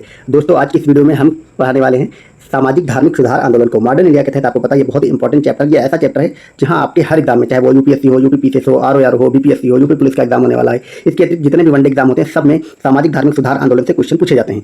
तो मैं आपको 18वीं शताब्दी के उत्तरार्ध से लेकर के 20वीं शताब्दी के मध्य तक जितने भी, यानी कि आपकी मॉडर्न इंडिया में जितने भी धार्मिक सामाजिक सुधार आंदोलन हुए उन सबको मैं आपको कराने वाला हूँ। मैं आपको करा रहा हूँ स्पेक्ट्रम की बुक से। उसमें जो लास्ट के जो 15 चैप्टर दिए हुए हैं और परिशिष्ट वाले जो अपेंडिक्स वाले 15 चैप्टर हैं उसमें कंप्लीट मॉडर्न इंडिया के जितने भी फैक्चुअल इन्फॉर्मेशन है वो सब दी गई है। ठीक है, तो वो मैं आपको करा रहा हूँ। इसमें हमारे लास्ट के 2 चैप्टर सिर्फ बचे हुए हैं, मतलब, और इसके अतिरिक्त हम आपको 12 चैप्टर करा चुके हैं और उसका लिंक आपको डिस्क्रिप्शन में मिल जाएगा। अगर वो वीडियो आपने नहीं देखी तो जाकर के जरूर देखें, लिंक आपको डिस्क्रिप्शन में मिलेगा प्लेलिस्ट का, वहाँ पे सारी वीडियो मिल जाएंगे। ठीक है, तो सामाजिक धार्मिक सुधार आंदोलन के इस वीडियो में मैं आपको कैसे कराऊंगा। सबसे पहले तो मैं आपको बताऊंगा कि ये समयावधि वर्ष काल क्या था। ठीक है, तो आंदोलन का नाम सबसे पहले बताऊंगा, उसके बाद वो आंदोलन कब हुआ था ये आपको देखना है, फिर उससे संबंधित व्यक्ति कौन था, किसने चलाया था, और फिर उस आंदोलन की प्रकृति क्या थी, उद्देश्य क्या था, या उस आंदोलन के तहत क्या क्या कार्य हुए थे, ये देखने वाले हैं, क्योंकि आपके एग्जाम में मैक्सिमम क्वेश्चन इन्हीं सब बातों से बनते हैं। ठीक है, तो जो पहला हमारा आंदोलन है जो मैं आपको करा रहा हूँ वो है स्वामी नारायण संप्रदाय। ठीक है, स्वामी नारायण संप्रदाय ये गुजरात में था, आपको याद रखना। इसका जो मूल स्थान था वो गुजरात था। ठीक, 19वीं शताब्दी के प्रारंभिक वर्षों में। अब 19वीं शताब्दी का प्रारंभिक वर्ष मतलब कि जो 1800 वाला सन शुरू हुआ था, ठीक है, 1800, तो वहाँ से ये चला था। स्वामीनारायण संप्रदाय गुजरात आपको याद रखना है। और इसके जो संबद्ध व्यक्ति थे, इसको जिसने चलाया था वो थे स्वामी सहजानंद, और इनका मूल नाम घनश्याम था। 1781 से 1830 तक, मतलब ये इनका जन्म से लेकर मृत्यु तक ये रहा था। ये सब आपको नहीं याद रखना, आपको सिर्फ इतना रखना है कि स्वामीनारायण संप्रदाय गुजरात में था और स्वामी सहजानंद इसके संस्थापक थे। इसमें क्या था कि ईश्वर की अवधारणा में विश्वास किया गया था, वैष्णव धर्म की भोगवादी रीतियों का विरोध किया गया था और नैतिक आचार संहिता का निर्माण किया गया था। ये यहाँ से बहुत ज़्यादा क्वेश्चन नहीं बनते हैं। अब जहाँ से सबसे ज़्यादा क्वेश्चन बनते हैं वो है आपका ब्रह्म समाज। ब्रह्म समाज आपको पता है 1829 में बना था, तो ये भी 18वीं शताब्दी के उत्तरार्ध या 19वीं शताब्दी के पूर्वार्ध में ये बना था, ठीक है। 1829 में 1828 में ब्रह्म समाज की स्थापना हुई थी। और इसी ब्रह्म समाज का प्रारंभ में आत्मीय सभा नाम था और इसकी स्थापना कलकत्ता में हुई थी। राजा राम मोहन राय ने करी थी। 1872 में इनका जन्म हुआ, 1833 में इनकी मृत्यु हुई, ठीक है। संस्थापक थे देवेंद्रनाथ टैगोर, ठीक है। देवेंद्रनाथ टैगोर, राजा राम मोहन राय व्यक्ति थे। संस्थापक देवेंद्रनाथ टैगोर। कालांतर में आदि ब्रह्म समाज का गठन जो है वो देवेंद्रनाथ टैगोर ने कर दिया था। केशव चंद्र सेन कालांतर में भारतीय ब्रह्म समाज से जुड़ गए। इनके अनुयायी ने आगे चलकर साधारण ब्रह्म समाज का गठन कर दिया था। यहाँ पे आप इन सब चीजों को समझें कि ब्रह्म समाज की स्थापना करी थी राजा राम मोहन राय ने, ठीक है। आदि समाज की स्थापना की देवेंद्रनाथ टैगोर ने, और ब्रह्म समाज इससे जुड़े थे केशव चंद्र सेन बाद में, और केशव चंद्र सेन के जो अनुयायी थे इन्होंने बाद में साधारण ब्रह्म समाज की स्थापना कर दी थी। ये आपको क्लियरिटी होनी चाहिए। अब इससे संबंधित जो बातें थी, बहुत इंपॉर्टेंट ये वाला पैराग्राफ है, इसको आप लोग अच्छे से सुनिएगा, पढ़िएगा कि एकेश्वरवाद का प्रचार किया था ब्रह्म समाज में, एकांतवाद का प्रचार किया था, ठीक है, अवतारवाद का प्रचार किया था, ध्यान त्याग, ब्राह्मण वर्ग, मूर्ति पूजा, अंधविश्वास, सती प्रथा का विरोध किया गया था, ठीक है। ये सब जितने भी मतलब रीति रिवाज होते हैं, आप कह सकते हैं रिचुअल्स होते हैं, इसका इसमें विरोध किया गया था। हिंदू धर्म की कुरीतियों को दूर करने का प्रयास किया था। और राजा राम मोहन राय द्वारा प्रकाशित पत्र पत्रिकाएं संवाद कौमुदी, अब आपसे ये पूछे जाते हैं कि संवाद कौमुदी, और अब तो जो यूपी पीछे और आर में सवाल बनने लगे हैं उसमें तो इसका सन भी पूछ लिया जाता है, मिलाने को दे दिया जाता है कब, और या फिर सीक्वेंस लगाने को दे दिया जाता है। तो आपको याद रखना कि संवाद कौमुदी 1821 में प्रकाशित हुआ था राजा राम मोहन राय का। फिर मिरातुल अखबार, ये भी उन्हीं का था, फारसी भाषा में छपता था, ठीक है। देवेंद्रनाथ टैगोर द्वारा प्रकाशित पत्र पत्रिका तत्वबोधिनी पत्रिका, ये कौन तत्वबोधिनी कौन छापता था? देवेंद्रनाथ टैगोर। केशव चंद्र सेन का इंडियन मिरर, ये सब आप याद रखेंगे। इंडियन मिरर कौन? केशव चंद्र सेन। तत्वबोधिनी सभा देवेंद्रनाथ टैगोर। संवाद कौमुदी मिरातुल अखबार राजा राम मोहन राय, ठीक है। साधारण ब्रह्म समाज केशव चंद्र सेन, अभी हमने ऊपर देखा, इनके अनुयायी जो थे उन्होंने किया था, तो इनको ही नाम आता है। ब्रह्म समाज द्वारा तत्व कौमुदी, द इंडियन मैसेंजर, द संजीवनी, नवभारत प्रवासी, ये सब ब्रह्म समाज ने ये सारी पत्रिकाएं निकाली थी, ये आप याद रखेंगे। फिर अगला है हमारा आत्मीय सभा। आत्मीय सभा 1815, इसमें कलकत्ता में इसकी स्थापना हुई थी। Henry Louis Vivian Derozio, young Bengal आंदोलन जिसको कहते हैं, ठीक है। ये इसके जो थे वो संस्थापक थे, किसके? यंग बंगाल आंदोलन के। इसमें क्या हुआ था कि एकेश्वरवाद का प्रचार किया था, हिंदू धर्म की बुराइयों पर प्रहार किया गया था, सामाजिक कुरीतियों की आलोचना की गई थी, सत्य तर्क एवं स्वतंत्रता में विश्वास। इन्होंने एक पत्र प्रकाशित किया, society for exhibition and general knowledge की स्थापना की थी। ये आपको याद रखना, पूछा जाएगा कि society for exhibition and general knowledge की स्थापना किसने की थी? तो ये की थी आपके हेनरी विवियन डेरोजियो ने। अब अगला क्या इसके बारे में लिखा गया है कि डेरोजियो ने हेस्पेरस तथा द कलकत्ता लाइब्रेरी गजट का संपादन भी किया था। तो आपसे पूछा जाए कि हेस्पेरस का संपादन किसने किया था? कलकत्ता लाइब्रेरी का गजट का संपादन किसने किया था? डेरोजियो ने किया था, ठीक है। और काफी समय तक वो यंग इंडिया गजट से भी जुड़े रहे थे, ठीक है। अब अगला है धर्म सभा आंदोलन। धर्म सभा आंदोलन कहाँ हुआ था? कलकत्ता में हुआ था। इंपॉर्टेंट है, पूछा जाता है। राधाकांत देव इसके संस्थापक थे, और इसने क्या किया था? ये ब्रह्म समाज के विरोध में उपजा था। तो धर्म सभा में राधाकांत देव इसके संस्थापक थे। इसमें ब्रह्म समाज का विरोध किया गया था, हिंदू कट्टरवाद का समर्थन किया गया था, पाश्चात्य शिक्षा का समर्थन था, और उसके प्रचार प्रसार में सहायता की बात इसमें की गई थी, ठीक है। तो ये आपको याद रखना है। धर्म सभा जो थी राधाकांत देव इसके संस्थापक थे, इसमें ब्रह्म समाज का ही विरोध कर दिया गया था और हिंदू कट्टरवाद को समर्थन दिया गया था। अगला है वहाबी आंदोलन। ये रोहिलखंड वाला जो एरिया है, ठीक है, वहाँ पे प्रारंभ हुआ था, और रायबरेली के सैयद अहमद, विलायत अली, इन सब लोगों ने इसकी स्थापना करी थी, ठीक है। और वली उल्लाह के उपदेशों एवं शिक्षाओं को लोकप्रिय बनाने का प्रयास किया गया था। अंग्रेजों का विरोध तथा सिखों से युद्ध धर्म की व्यक्तिगत व्याख्या पर जोर दिया गया था, ठीक है।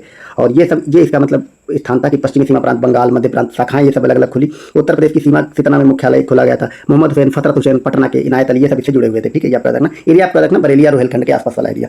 अगला है 1839 में बना तयूनी आंदोलन। यहाँ इन पे कम क्वेश्चन बनते हैं, लेकिन पूछा जा सकता है कभी भी। तयूनी आंदोलन ये ढाका में बना था, ठीक है। तयूनी आंदोलन की शुरुआत ढाका में हुई थी 1839 में। करामत अली जौनपुरी इसके संस्थापक थे, और इसमें क्या था कि शाह वलीउल्लाह की धार्मिक शिक्षाएं इसका प्रमुख आधार थी, और फरादी आंदोलन का इसने विरोध किया था, ठीक है। फिर 1839 में ही तत्वबोधिनी सभा की स्थापना हुई थी कलकत्ता में, देवेंद्रनाथ टैगोर ने करी थी। राजा राम मोहन राय के विचारों का समर्थन किया गया था और उसका प्रचार प्रसार भी हुआ था। फिर है 1841 से 1871 के मध्य नामधारी या कूका आंदोलन। ये कूका आंदोलन पंजाब में हुआ था राम सिंह के नेतृत्व में, ठीक है। ये राम सिंह ज्यादा इंपॉर्टेंट, भाई बालक सिंह इतना इंपॉर्टेंट नहीं है, ठीक है। इसमें क्या था कि सिखों के सामाजिक और धार्मिक सुधार के प्रयास किए गए थे। जो भी इसमें इंपॉर्टेंट बातें होती है वो मैं आपको बताते हुए चल रहा हूँ, ये बात आप याद रखेंगे। मैं आपको फर्जी वाली चीजें, जो इसमें बहुत सारी चीजें ऐसी लिखी होती है जो एक्स्ट्रा होती हैं, जहाँ से मतलब है तो ऐसे जानकारी के लिए ठीक, लेकिन आपके एग्जाम में सवाल नहीं बनते, तो मैं उनको स्किप कर दे रहा हूँ, ठीक।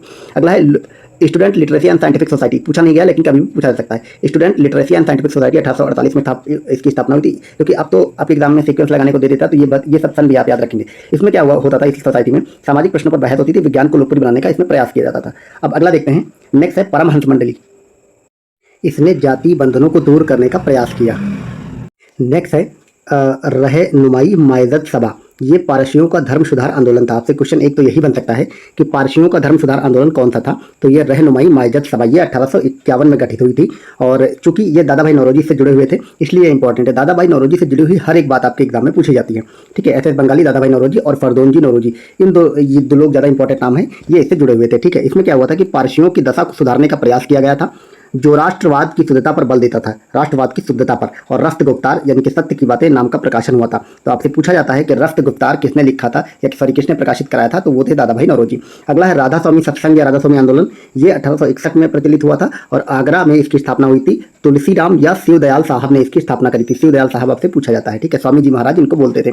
इसमें क्या हुआ था कि जीवात्मा तथा परमात्मा पर बल दिया गया था, आत्मा तथा भक्ति के मिलन को मोक्ष प्राप्ति का साधन बताया गया था, शराब एवं मांसाहार का विरोध किया गया था, धर्म शास्त्र मूर्ति पूजा एवं तंत्र मंत्र का विरोध था, सादगी पूर्ण जीवन पर बल दिया गया था। फिर नेक्स्ट 1866 ईस्वी में देवबंद आंदोलन था, ठीक है। देवबंद सहारनपुर में पड़ता है, आपको याद रखना, यूपी पीसीएस आरओ के लिए इंपॉर्टेंट है दोनों के लिए, क्योंकि देवबंद कहाँ पड़ता है, सहारनपुर में, ठीक है। मोहम्मद कासिम नानावतवी 1832 से 80 तथा रशीद अहमद गंगोही इसके संस्थापक थे। पूछा जाएगा कि देवबंद आंदोलन के संस्थापक कौन थे, रशीद अहमद गंगोही, मौलाना अबुल कलाम आजाद, मोहम्मद उल हसन शिबली नुमानी, ये सब मिलकर के इसके संस्थापक थे, ठीक है। इसमें क्या हुआ था कि इस्लाम की उदारवादी व्याख्या इसमें करी गई थी, ठीक है। इस्लाम का जो सूफीज्म वाला जो पार्ट है वो इसमें ज़्यादा प्रचलित हुआ था। इस्लाम की उन्नति के प्रयास किए गए थे, पाश्चात्य शिक्षा पद्धति का विरोध था, ये आपको याद रखना है, ठीक है। सैयद अहमद खां के सिद्धांतों का भी विरोध किया गया था, क्योंकि सैयद अहमद खां जो थे वो पाश्चात्य शिक्षा का समर्थन करते थे और भारतीय राष्ट्रीय कांग्रेस की स्थापना का स्वागत किया गया था, ये आप याद रखेंगे, ठीक। अगला है 1866 ईस्वी में ही भारत का ब्रह्म समाज कलकत्ता, ठीक है, भारत का ब्रह्म समाज कलकत्ता में स्थापित हुआ था। केशव चंद्र सेन ने इसकी स्थापना की थी और समाज सुधार का क्रांतिकारी समर्थन इन्होंने किया था, यानी इन्होंने बहुत ही क्रांतिकारी तरीकों से समाज सुधार की बात की थी। अगला है प्रार्थना समाज, 1867 में स्थापित किया था और बंबई में इसकी स्थापना हुई थी। आत्माराम पांडुरंग ने इसकी स्थापना की थी, ठीक है। गोविंद रानडे और आर जी भंडारकर भी इससे जुड़े हुए थे। इसमें क्या था कि हिंदू धार्मिक विचारधारा और प्रथाओं में सुधार की बात की गई थी, एकेश्वरवाद का समर्थन था, महिलाओं की दशा में सुधार की बात थी, धार्मिक रूढ़िवादिता एवं जाति भेदभाव का विरोध किया गया था, ठीक है। अगला है 1870 ईस्वी में इंडियन रिफॉर्म एसोसिएशन कलकत्ता में और केशव चंद्र सेन इसके अध्यक्ष थे। ये पूछ लिया जाता है कई बार, आप याद रखेंगे। Indian reform association, Keshav Chandra Sen ने इसकी स्थापना की थी कलकत्ता में। इसमें क्या हुआ था कि बाल विवाह के विरुद्ध जनमत बनाने का प्रयास किया गया था, महिलाओं की सामाजिक दशा में सुधार का प्रयास किया गया था, विवाह की ब्रह्म पद्धति को कानूनी दर्जा देने की वकालत की गई थी, ठीक है। अब नेक्स्ट देखते हैं 1875 में आर्य समाज की स्थापना बंबई में हुई थी और आर्य ये आप सबको पता है दयानंद सरस्वती ने करी थी और इनका मूल नाम शंकर था, ठीक, मूल शंकर इनका मूल नाम था, ठीक है। और ये कहाँ हुआ था, बंबई में 1875 में। इसकी क्या शिक्षा थी कि हिंदुओं को अपने धर्म में गहरी आस्था रखने की सलाह दी गई थी, हिंदू धर्म में सुधार का प्रयास किया गया था, हिंदुओं के धर्मांतरण पर रोक लगाने का प्रयास किया गया था, वेदों को सर्वोच्च महत्व दिया गया था, वेदों की ओर लौटो इन्होंने इसीलिए नारा दिया था, और ब्राह्मणों के विशेषाधिकार की बात की गई थी कि मूर्ति पूजा एवं अंधविश्वासों का विरोध किया गया था। दयानंद एंग्लो वैदिक कॉलेज की स्थापना हुई थी, ठीक। अगला है 1875 में ही अलीगढ़ स्कूल की स्थापना हुई थी, अलीगढ़ मुस्लिम यूनिवर्सिटी जो आजकल है, ठीक है। अलीगढ़ आंदोलन था और अलीगढ़ स्कूल से 1877 में मोहम्मदन एंग्लो ओरिएंटल कॉलेज की स्थापना हुई थी। कालांतर में यही एएमयू अलीगढ़ मुस्लिम यूनिवर्सिटी के रूप में परिवर्तित हो गया, ठीक। इसकी स्थापना किसने करी थी, सर सैयद अहमद खान ने करी थी और ये अलीगढ़ स्कूल के संस्थापक थे। अब इनकी क्या शिक्षाएं थी ये देखते हैं कि धार्मिक तर्कवाद द्वारा मुस्लिम धर्म में सुधार लाने का प्रयास, तर्कवादी एवं वैज्ञानिक दृष्टिकोण का समर्थन, पाश्चात्य शिक्षा का समर्थन, समाज सुधार का प्रयास। सर सैयद अहमद खान ने 1864 में साइंटिफिक सोसाइटी की स्थापना की थी। ये आपसे क्वेश्चन पूछा जाता है कि साइंटिफिक सोसाइटी की स्थापना किसने करी थी, तो वो सर सैयद अहमद खान ने करी थी 1864 में।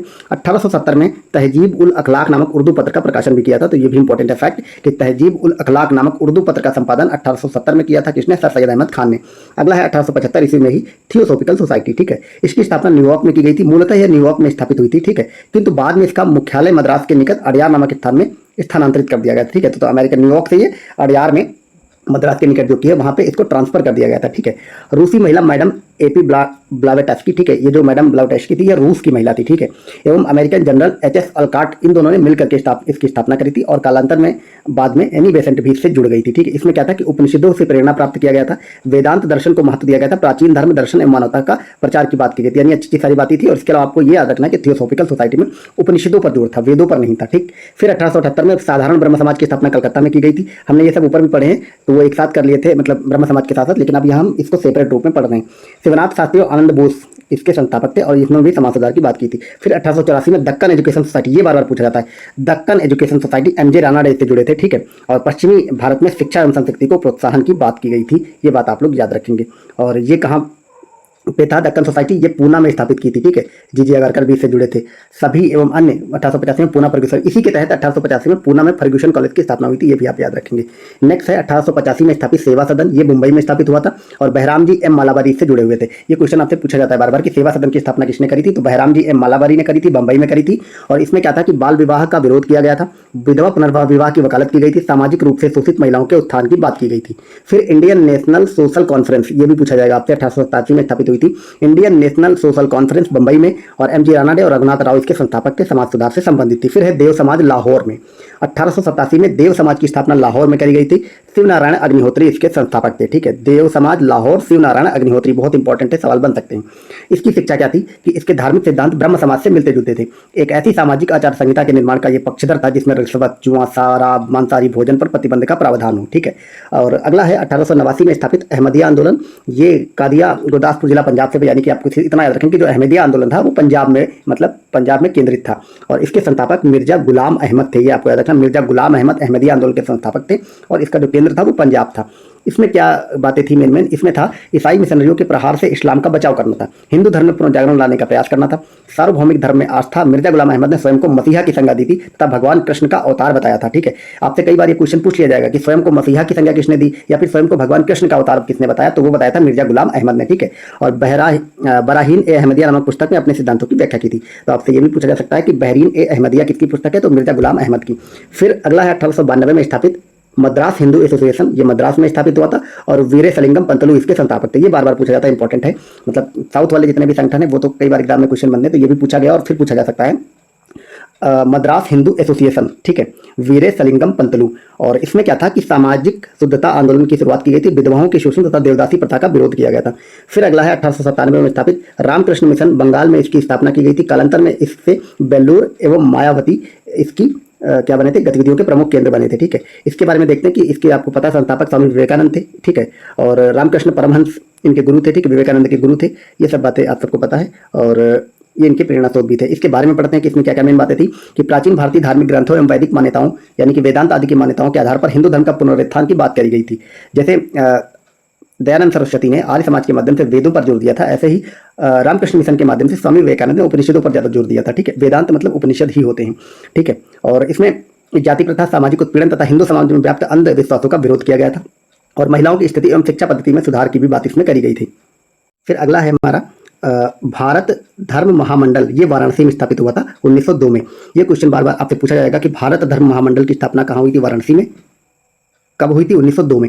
इसके संस्थापक मदन मोहन मालवीय, दीनदयाल शर्मा, गोपाल कृष्ण गोखले थे, ठीक है। इसमें क्या था कि रूढ़िवादी हिंदुवादी संगठन सनातन धर्म का समर्थन था, और आर्य समाज के सिद्धांतों का विरोध किया गया था। ये आप याद रखें कि आर्य समाज के सिद्धांतों का विरोध किया गया था, ठीक है। और ये एक रूढ़िवादी हिंदू संगठन था, ठीक है, रूढ़िवादी संगठन था ये भारत धर्म महामंडल।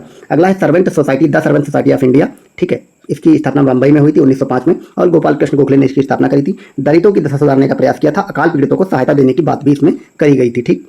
और अगला है पूना सेवा सदन। पूना सेवा सदन की स्थापना रामाबाई राणा डे ने करी थी। ये पूछा जाता है, ये देवदार वाला नहीं आता है, रामाबाई राणा डे ने करी थी। पूना सेवा सदन की स्थापना 1909 में। आर्थिक उन्नति के प्रयास किए गए थे, महिलाओं को रोजगार देने का समर्थन इसमें किया गया था, ठीक है। अगला है हमारा निष्काम कर्म मठ, ये पूना में बना था, निष्काम कर्म मठ। धोंदो केशव कर्वे ने इसकी स्थापना करी थी 1910 में। इसमें महिलाओं में शिक्षा का प्रसार, विधवाओं की दशा में सुधार, पूना में महिला विश्वविद्यालय की स्थापना। पूना में महिला विश्वविद्यालय की स्थापना, ठीक है, संप्रति मुंबई में हुई थी। पूना में महिला विश्वविद्यालय की स्थापना आप याद रखें किसने करी थी, निष्काम कर्म मठ ने, और धोंदो केशव कर्वे इसके अध्यक्ष थे। ये क्वेश्चन ऐसे इंपॉर्टेंट है, पूछ लिया जाएगा तो आपको हवा नहीं लगेगी, एग्जाम में आपको ऑप्शन समझ में नहीं आएगा, क्योंकि ये आप लोग पढ़ते नहीं है, आप लोग बस आर्य समाज, धर्म समाज, ब्रह्म समाज ये सब पढ़ लेते हैं, और आपके एग्जाम में आप क्वेश्चन वहां से कम बनने लगे। ये ढूंढ करके जो छिपे हुए संगठन थे या सुधार आंदोलन हुए थे उन सब पे क्वेश्चन बनने लगे, ठीक है। तो इसी कड़ी में हम अगले देखते हैं। 1910 में भारत स्त्री मंडल कलकत्ता में बना था, और सरलाबाई देवी चौधरानी ने इसकी स्थापना करी थी। महिलाओं के उद्धार एवं उनमें शिक्षा के प्रचार का समर्थन किया था, ठीक है।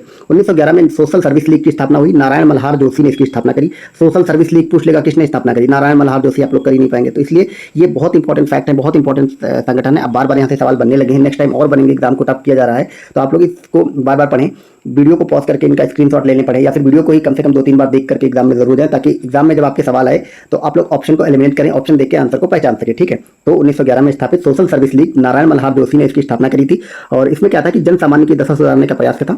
स्कूल एवं पुस्तकालयों की स्थापना करी गई थी, ठीक। फिर 1914 में सेवा समिति की स्थापना इलाहाबाद में हुई। किसने करी थी, हृदयनाथ कुंजरू ने। आपसे पूछा जाएगा कि इलाहाबाद में स्थापित सेवा समिति की स्थापना किसने करी, हृदयनाथ कुंजरू ने।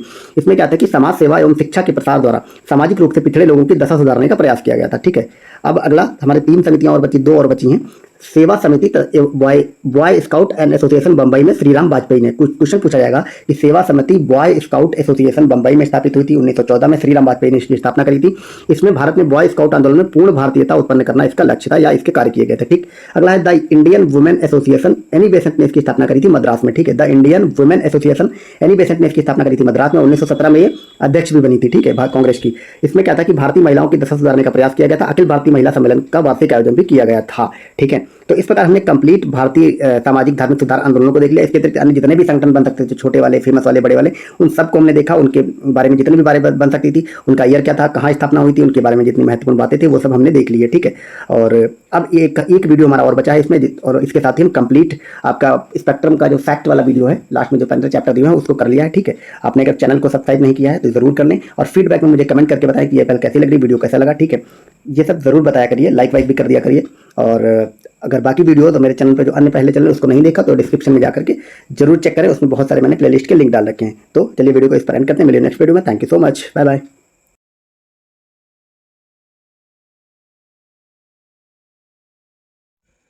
हेलो दोस्तों, स्वागत है आप सभी का आपके अपने यूट्यूब चैनल प्राइम प्रभाकर पे। दोस्तों, इस वीडियो में हम पढ़ने वाले हैं मॉडर्न इंडिया के तहत भारत के सभी गवर्नर जनरल एवं वायसराय को एवं उनके शासनकाल की सभी महत्वपूर्ण घटनाओं को। तो इसमें हम क्या करेंगे, एक एक गवर्नर जनरल या फिर वायसराय को उठाएंगे और उसके शासनकाल में जो भी इंपॉर्टेंट घटनाएं हुए उन सबको पढ़ेंगे ईयर वाइज। ठीक है, और उस गवर्नर जनरल या वायसराय का शासनकाल कितने से कितने समय तक रहा था वो भी हम इसमें देखेंगे। ठीक है, तो आपको इसकी टाइमलाइन याद रखना है, सीक्वेंस याद रखना है कि किस गवर्नर जनरल या फिर वायसराय के बाद कौन सा दूसरा आ रहा है, और जितनी भी इसके अंतर्गत मेन घटनाएं हुई वो भी याद रखनी, क्योंकि आपके एग्जाम में चाहे आपका यूपीएससी हो, यूपी पीसीएस हो, आरओआर हो, बीपीएससी हो, आपका यूपी पुलिस का एग्जाम हो, या फिर जितने भी वनडे एग्जाम होते हैं, ठीक है, यूपी के जितने भी एग्जाम होते हैं, सब में अगर हिस्ट्री पूछी जाती है, मॉडर्न हिस्ट्री, तो गवर्नर जनरल और उसके कार्यकाल की जितनी भी महत्वपूर्ण घटनाएं हैं वो सब बहुत ही प्राइम टॉपिक होती हैं, जहां से आपके एग्जाम में सवाल बनते हैं। ठीक है, तो ये मैं आपको कराऊंगा स्पेक्ट्रम की बुक से। स्पेक्ट्रम की बुक में लास्ट में आपको पता है 15 चैप्टर दिए हुए हैं परिशिष्ट के, जिसके तहत जितना भी मॉडर्न इंडिया का फैक्चुअल इन्फॉर्मेशन हो सकती है, फैक्ट बन सकते हैं, वो सारे चैप्टर वाइज दिए हुए हैं। तो मैंने आपको अभी तक टोटल 14 चैप्टर करा दिए हैं, सारे चैप्टर एक एक करके करा दिए हैं। और ये हमारा जो है ये लास्ट चैप्टर है, इसमें हमने कंप्लीट गवर्नर जनरल और वायसराय को कराया है। ठीक है, तो आप इसको जरूर देखें, और अगर बाकी के वीडियो नहीं देखें फैक्ट वाले मॉडर्न इंडिया के, तो वो आप लिंक डिस्क्रिप्शन में मिल जाएगा प्लेलिस्ट का, वो जाकर जरूर देखें। ठीक है, तो चलिए इस वीडियो की अब शुरुआत करते हैं यहाँ से। और पहला गवर्नर जनरल आपको पता है हमारा कौन था, वो था वारेन हेस्टिंग्स। ये 1773 से 1785 तक गवर्नर जनरल रहा था। अब इसके शासनकाल में बहुत महत्वपूर्ण घटनाएं घटी थी, उन सबको एक एक करके हम पढ़ेंगे। ठीक है, तो सबसे पहले 1773 में का रेगुलेटिंग एक्ट ही इसके तहत आया था। ठीक है, 1781 का अधिनियम आया था। इस अधिनियम के द्वारा गवर्नर जनरल तथा उसकी काउंसिल एवं कलकत्ता उच्च न्यायालय के मध्य शक्तियों का कार्यक्षेत्र स्पष्ट रूप से विभाजित किया गया था। ठीक है, तो ये सारी जो घटनाएं आपको याद रखना है कि कौन से गवर्नर जनरल काल में कौन सी घटना हुई थी, यही एग्जाम में दे दिया जाता है। घटना दे दी जाती है और फिर पूछा जाता है कि इस समय कौन गवर्नर जनरल था। ठीक है, तो और अगला क्या था कि 1784 का पिट्स इंडिया एक्ट, तो क्योंकि 73 से 85 तक यही रहा था, तो फिर जितनी भी ऐसी घटनाएं थी वो यही काल में हुई थी। ठीक है, फिर 1774 का रोहिल्ला युद्ध जो हुआ था अंग्रेजों का, वो भी इसी के शासनकाल में हुआ था। अब आपसे क्वेश्चन पूछ लेगा वो कि रोहिल्ला युद्ध के समय गवर्नर जनरल कौन था, तो वो था वारेन हेस्टिंग्स। ऐसे क्वेश्चन बनते हैं। ठीक है, मैं आपको सिर्फ पढ़ा नहीं रहा हूँ, ये भी बताते हुए चल रहा हूँ कि कैसे एग्जाम में क्वेश्चन बनते हैं। फिर नेक्स्ट है 1775 से 82 का प्रथम मराठा युद्ध तथा 1782 की सालबाई की संधि। ठीक है, इसमें आपके दो क्वेश्चन कंप्लीट हो रहे हैं। एक तो प्रथम मराठा युद्ध कब हुआ था, क्योंकि अब आपके पीसीएस का एग्जाम हो, चाहे बीपीएससी हो, आरओआर हो, ठीक है, यूपी पीसीएस हो, इन सब एग्जाम में सीक्वेंस लगाने को दे देता है, घटनाएं लिख देता है 4-5, और उसको आपको लगाना होता है किसके बाद कौन सी घटनाएं आती है, या फिर घटनाएं लिख देगा, उनके ईयर लिख देगा और आपको मिलान करने को देगा। और ऐसे क्वेश्चन अब अच्छे खासे आ रहे हैं, मतलब 30-40% क्वेश्चन ऐसे ही आते हैं। तो इसमें आपका एक तो ये कंप्लीट हो रहा है कि किस गवर्नर जनरल के काल में कौन सी घटना हुई, दूसरा ये भी कि कौन सी घटना कब हुई। ठीक है, तो 1775 से 82 तक प्रथम अंग्रेज मराठा युद्ध चला था, और 1782 की सालबाई की संधि हुई थी। और तो ये भी याद रखना है, और प्लस याद रखना है कि प्रथम अंग्रेज मराठा युद्ध के समय गवर्नर जनरल कौन था, तो वो था वारेन हेस्टिंग्स। ठीक है, तो ये मैंने इसको थोड़ा एक्सप्लेन कर दिया, तो आप लोग याद रखेंगे कि आपको इससे आपको ये अंदाजा होगा कि जो अगले फैक्ट में बताऊंगा उसमें आपको कौन कौन सी चीजें पर ध्यान देना। ठीक है, फिर है द्वितीय मैसूर युद्ध, तो प्रथम मराठा युद्ध और द्वितीय मैसूर युद्ध के समय गवर्नर जनरल वारेन हेस्टिंग्स था। ये 1780 से 84 के बीच हुआ था। ठीक, अगला है बनारस के राजा चैत सिंह के साथ विवादास्पद संबंध थे इनके, वारेन हेस्टिंग्स के। नंद कुमार को फांसी दे दी गई थी। अवध की बेगमों से ज्यादती की गई थी, इनके कारण हेस्टिंग्स पर हेस्टिंग्स पर इंग्लैंड वापस लौटने पर महाभियोग चलाया गया था। यानी इन्होंने अवध की जो बेगम थी उनके पर जो ज्यादती करी थी, इसके कारण जब इंग्लैंड लौटे थे तो इन पर महाभियोग चला था। हालांकि ये बात लगा कि उस महाभियोग में इनको दोषी नहीं ठहराया था, इनको बरी कर दिया गया था। ठीक है, फिर 1784 में एशियाटिक सोसाइटी ऑफ बंगाल की नींव पड़ी थी इन्हीं के शासनकाल में, और बंगाल के द्वैध शासन की समाप्ति, जो कि क्लाइव ने बंगाल में द्वैध शासन लगाया था, उसकी समाप्ति भी वारेन हेस्टिंग्स ने की थी। तो ये क्वेश्चन ये भी बनता है कि बंगाल में द्वैध शासन स्थापित किसने किया था, रॉबर्ट क्लाइव ने। ठीक, और बंगाल में द्वैध शासन की समाप्ति किसने की थी, वारेन हेस्टिंग्स ने। ठीक, अगला है कलकत्ता में सदर दीवानी एवं सदर निजामत अदालत की स्थापना इसने करी थी, और कलकत्ता को बंगाल की राजधानी किसने घोषित किया था, वारेन हेस्टिंग्स ने। ठीक है, ये क्वेश्चन पूछ लिया जाएगा आपसे कि कलकत्ता को बंगाल की राजधानी किसने घोषित किया, वारेन हेस्टिंग्स ने। तो ये हमारा वारेन हेस्टिंग्स कंप्लीट हो गया, मात्र 5 मिनट लगे, लेकिन कितनी हमने इंपॉर्टेंट घटनाएं और उनके संबंधित कार्यकाल वो सब हमने देख लिया। अगला वायसराय हमारा लॉर्ड कॉर्नवालिस। ठीक है, लॉर्ड कॉर्नवालिस 1786 से 1793 तक वायसराय रहा था। इसके काल की बड़ी घटना क्या थी कि तृतीय मैसूर युद्ध 1790 से 92 के बीच हुआ था, तथा श्रीरंगपट्टनम की संधि 1792। आपको पता है तृतीय मैसूर युद्ध टीपू सुल्तान लड़ा था। ठीक है, और श्रीरंगपट्टनम की संधि के साथ ये समाप्त हुआ था। तो आपको ये भी याद रखना है, क्वेश्चन पूछा जाएगा कि मैसूर युद्ध के समय गवर्नर जनरल कौन था? तो लॉर्ड कॉर्नवालिस था और इसी ने श्रीरंगपट्टनम की संधि करी थी। फिर इसने कॉर्नवालिस कोड का निर्माण किया था कब? 1793 में। आपको ये जो आप डेट दी हुई है जरूर याद रखना है। आज से 2 साल पहले के जो एग्जाम होते थे उसमें डेट नहीं पूछी जाती थी, लेकिन अब पूछी जाने लगी, तो इसलिए आपको इन डेट को जरूर याद रखना है कि कॉर्नवालिस कोड का निर्माण 1793 में हुआ था, जिसमें अनेक न्यायिक सुधारों का उल्लेख था। सामान्य प्रशासन का राजस्व प्रशासन से पृथकीकरण भी इसी ने किया था। आपसे क्वेश्चन पूछा जाएगा कि सामान्य प्रशासन का राजस्व प्रशासन से पृथकीकरण किसने किया था? तो लॉर्ड कॉर्नवालिस ने किया था। बंगाल का स्थायी बंदोबस्त बार बार पूछा जाता है, किसने किया था? कॉर्नवालिस ने 1793 में। ठीक। प्रशासन का यूरोपीकरण तथा सिविल सेवाएं किसने प्रारंभ की? कॉर्नवालिस ने। कॉर्नवालिस के संबंधित बहुत महत्वपूर्ण घटनाएं और बार बार पूछी जाती हैं। ठीक। कंपनियों के कर्मचारियों के निजी व्यापार पर रोक किसने लगाई थी? कॉर्नवालिस ने। और 1805 में गाजीपुर में मृत्यु हो गई थी। ठीक है। तो ये क्वेश्चन बार बार बनता है कि किस गवर्नर जनरल की जो क्या बोलते हैं उसको कब्र है वो भारत में बनी हुई है। तो इसी लॉर्ड कॉर्नवालिस की कब्र भारत में बनी हुई है और कहाँ पे बनी हुई है? गाजीपुर में बनी हुई है। 1805 ईस्वी में इसकी मृत्यु हुई थी। आपको याद रखना, बहुत इंपॉर्टेंट फैक्ट है। कॉर्नवालिस के ये सारे फैक्ट आप स्क्रीनशॉट ले लें या वीडियो को बार बार देखें, बहुत इंपॉर्टेंट है। यहाँ से बार बार क्वेश्चन पूछते हैं। सिर्फ इतने एक एक लाइन पे एक क्वेश्चन बनेगा कि कंपनी के कर्मचारियों के निजी व्यापार पर रोक किसने लगाई थी? कॉर्नवालिस ने। भारत में किसकी कब्र है? तो कॉर्नवालिस की। कहाँ पे है? गाजीपुर में मृत्यु कब हुई थी? 1805 में। ठीक है। तो ये कॉर्नवालिस हो गया इंपॉर्टेंट। नेक्स्ट हम पढ़ते हैं सर जॉन शोर को। ये 1793 से 1798 तक रहा था। इसमें 1793 का चार्टर अधिनियम आया था। निजाम एवं मराठों के बीच खरदा की लड़ाई हुई थी 1795 में। अब ये इंपॉर्टेंट है, आपसे पूछा जाएगा कि खरदा की लड़ाई किसके बीच हुई थी? निजाम और मराठों के बीच। कब हुई थी? 1795 में। इस समय गवर्नर जनरल कौन था? John Shore. अवध के उत्तराधिकार विवाद में हस्तक्षेप किया था इसने और इलाहाबाद का कंपनी के साम्राज्य में विलय कर लिया था। किसने? सर जॉन शोर ने। ठीक है। तो सर जॉन शोर के बारे में इतनी घटना है। उसमें जो खरदा का युद्ध है वो वाली घटना इंपॉर्टेंट है। अगला जो इंपॉर्टेंट गवर्नर जनरल है वो है लॉर्ड वेलेजली। लॉर्ड वेलेजली से भी बहुत सवाल बनते हैं और इसका आपको याद रखना 1758 से 98 से 1805 तक के गवर्नर जनरल रहा था। ठीक है। और इसने क्या किया था कि सहायक संधि की नीति प्रारंभ की थी। बहुत इंपॉर्टेंट सवाल है। सहायक संधि किसने प्रारंभ की थी? लॉर्ड वेलेजली ने। ठीक है। और ये कब प्रारंभ की थी? 1798 में। और सबसे पहले यह संधि स्वीकार करने वाला शासक कौन था? हैदराबाद के निजाम थे। ये भी सवाल बनता है। ठीक है। चतुर्थ मैसूर युद्ध के समय जो कि 1799 में हुआ था, ठीक है, यही गवर्नर जनरल था। चतुर्थ मैसूर युद्ध जिसमें टीपू सुल्तान की मृत्यु होती है, उस समय गवर्नर जनरल लॉर्ड वेलेजली था। ठीक है। द्वितीय मराठा युद्ध जो कि 1803 से 5 होता है, यही गवर्नर जनरल था। तंजौर, ठीक है, तंजौर, सूरत और कर्नाटक का प्रशासन इसने अपने हाथों में लिया था। और बसीन की संधि जो कि मराठों के साथ करी थी अंग्रेजों ने 1802 में, वो भी लॉर्ड वेलेजली के समय में हुआ था। तो ये सारी इंपॉर्टेंट इन्फॉर्मेशन है। ये सारी की सारी इंपॉर्टेंट जो गवर्नर जनरल या वायसराय इंपॉर्टेंट होता है वो मैं आपको बताते हुए चलता हूँ। ठीक है। नेक्स्ट है सर जॉर्ज बॉर्लो। तो ये सर जॉर्ज बार्लो 1805 से 1807 ये मात्र 2 ही साल रहा था, तो इसमें घटनाएं भी कम हुई थी। ठीक है। रियासतों में हस्तक्षेप नीति का समर्थक ये था और बेल्लोर का सिपाही विद्रोह 1806 में हुआ था। ठीक है। तो ये इसी के काल में हुआ था। तो इसकी जो मेन घटना थी वो ये थी कि रियासतों में हस्तक्षेप की नीति का समर्थन किसने किया था? तो वो सर जॉर्ज बार्लो ने किया था। ये क्वेश्चन पूछा जाएगा आपसे। नेक्स्ट गवर्नर जनरल है लॉर्ड मिंटो प्रथम। ये प्रथम इसलिए है क्योंकि दूसरे वाले जो थे वो 1909 में आएंगे, जो कि मार्ले मिंटो एक्ट जहाँ से आया था। ठीक है। तो ये 1807 से लेकर 1813 तक रहे थे और इनके समय में एक ही मुख्य घटना हुई थी, वो थी रणजीत सिंह के साथ अमृतसर की संधि। ठीक है। जो कि 1809 ईस्वी में हुई थी। तो ये आपको याद रखना है कि रणजीत सिंह, जो महाराजा रणजीत सिंह थे पंजाब के, उनके साथ लॉर्ड मिंटो की अमृतसर की संधि हुई थी 1809 में। ठीक है। नेक्स्ट जो हमारा गवर्नर जनरल है वो है लॉर्ड हेस्टिंग्स। ये बहुत इंपॉर्टेंट है। ये 1813 से लेकर के 23 तक रहा था। टोटल 10 सालों तक रहा था और इसके शासनकाल में बहुत बड़ी बड़ी घटनाएं हुई थी, जैसे कि नंबर 1, अंग्रेज और नेपाल का युद्ध हुआ था 1814 से 16 के बीच और इस युद्ध की समाप्ति जो है वो संगौली की संधि पे हुई थी। और ये संधि बार बार पूछी जाती है। 1816 में हुई थी। उस समय की ब्रिटिश ईस्ट इंडिया और नेपाल के बीच में हुई थी सुगैली या फिर संगौली की संधि। तृतीय मराठा युद्ध जो हुआ था, अंग्रेज मराठा युद्ध 1817 से 19 तक चला था, ये भी इसके समय में हुआ था। मराठा परिसंघ का कंपनी के साम्राज्य में विलय हो गया था और बंबई प्रेसिडेंसी की स्थापना हुई थी 1818 में। पिंडारियों का दमन भी लॉर्ड हेस्टिंग्स के काल में हुआ था। सिंधिया के साथ भी संधि इसी के समय में हुई थी। मद्रास के गवर्नर टॉमस मुनरो द्वारा रैयतवाड़ी बंदोबस्त लागू किया गया था 1820 ईस्वी में। ठीक है। ये अलग से भी पूछा जाता है कि रैयतवाड़ी बंदोबस्त कौन लागू किया था? तो टॉमस मुनरो इससे संबंधित था, लेकिन उस समय जो गवर्नर था वो लॉर्ड हेस्टिंग्स था। नेक्स्ट देखते हैं। नेक्स्ट जो हमारा गवर्नर जनरल है वो है लॉर्ड एमहर्स्ट। ये 1823 से 28 5 साल तक रहा था। प्रथम बर्मा युद्ध इसके काल में हुआ था 1824 से 26 के दौरान और भरतपुर का अधिग्रहण 1826 में हुआ था। ये ज़्यादा इंपॉर्टेंट नहीं है। नेक्स्ट है लॉर्ड विलियम बेंटिक। 1828 से 35 तक रहा था। ये विलियम बेंटिक बहुत ज़्यादा इंपॉर्टेंट है क्योंकि इस पर बार बार क्वेश्चन बनते हैं। इसमें सती प्रथा पर रोक लगी थी 1829 ईस्वी में। ठगी प्रथा का अंत हो गया था 1830 में। 1835 का चार्टर्ड अधिनियम आया था। 1835 का शिक्षा संबंधी प्रस्ताव आया था। शिक्षा सुधार तथा अंग्रेजी भाषा को शिक्षा का माध्यम बनाए जाने की घोषणा भी इसी के समय में की गई थी। मैसूर 1831, दुर्ग 1834 और मध्य कछार ये भी 1834 इसका कंपनी में विलय हुआ था विलियम बेंटिक के समय में। और रणजीत सिंह के साथ निरंतर मित्रता की संधि किसने साइन करी थी? वो करी थी लॉर्ड विलियम बेंटिक ने। ठीक है। इसके अलावा लॉर्ड कॉर्नवालिस द्वारा स्थापित प्रांतीय अपीली एवं भ्रमणकारी न्यायालयों की समाप्ति कर दी गई थी और राजस्व आयुक्त की नियुक्ति हुई थी। फिर नेक्स्ट है लॉर्ड मैटकॉफ। ये 1835 से 36 के दौरान रहा था। ये केवल 1 साल तक रहा था और इसमें क्या हुआ था कि 1835 में प्रेस एक्ट पारित हुआ था, जिसके द्वारा समाचार पत्रों पर लगाई गई पाबंदियों को हटा लिया गया था। आपको पता है लॉर्ड लिट्टन ने 1878 में वर्नाकुलर प्रेस एक्ट के तहत समाचार पत्रों पर पाबंदियां लगा दी थी और इसको हटाया था चार्ल्स मेटकॉफ ने। इसलिए एक क्वेश्चन ये बनता है कि भारतीय प्रेस का मुक्तिदाता किसको कहा जाता है? तो वो कहा जाता है चार्ल्स मेटकॉफ को। इसी कारण क्योंकि 1835 में एक एक्ट के द्वारा उसने समाचार पत्रों पर लगे प्रतिबंध को हटाया था। अगला है लॉर्ड ऑकलैंड। ये 36 से 42 तक रहा था। प्रथम अफगान युद्ध जिसमें अंग्रेजों की हार हुई थी, ये भी इसी के समय में हुआ था। 1838 से 42 के दौरान चला था। इसमें अंग्रेज हार गए थे। रणजीत सिंह की मृत्यु 1839 में भी इसी के शासनकाल में हुई थी। प्रथम अफगान वाला युद्ध जो है वो ज़्यादा इंपॉर्टेंट है, वो याद रखना कि वो लॉर्ड ऑकलैंड के समय में हुई थी। फिर है लॉर्ड एलनबरो। सिंध का विलय 1843 में इसी के शासनकाल में हुआ और ग्वालियर के साथ युद्ध 1843 में इसी के शासनकाल में हुआ और ये ज़्यादा इंपॉर्टेंट नहीं है एलनबरो, यहाँ से क्वेश्चन कम बनते हैं नहीं बनते। ठीक। नेक्स्ट है लॉर्ड हार्डिंग।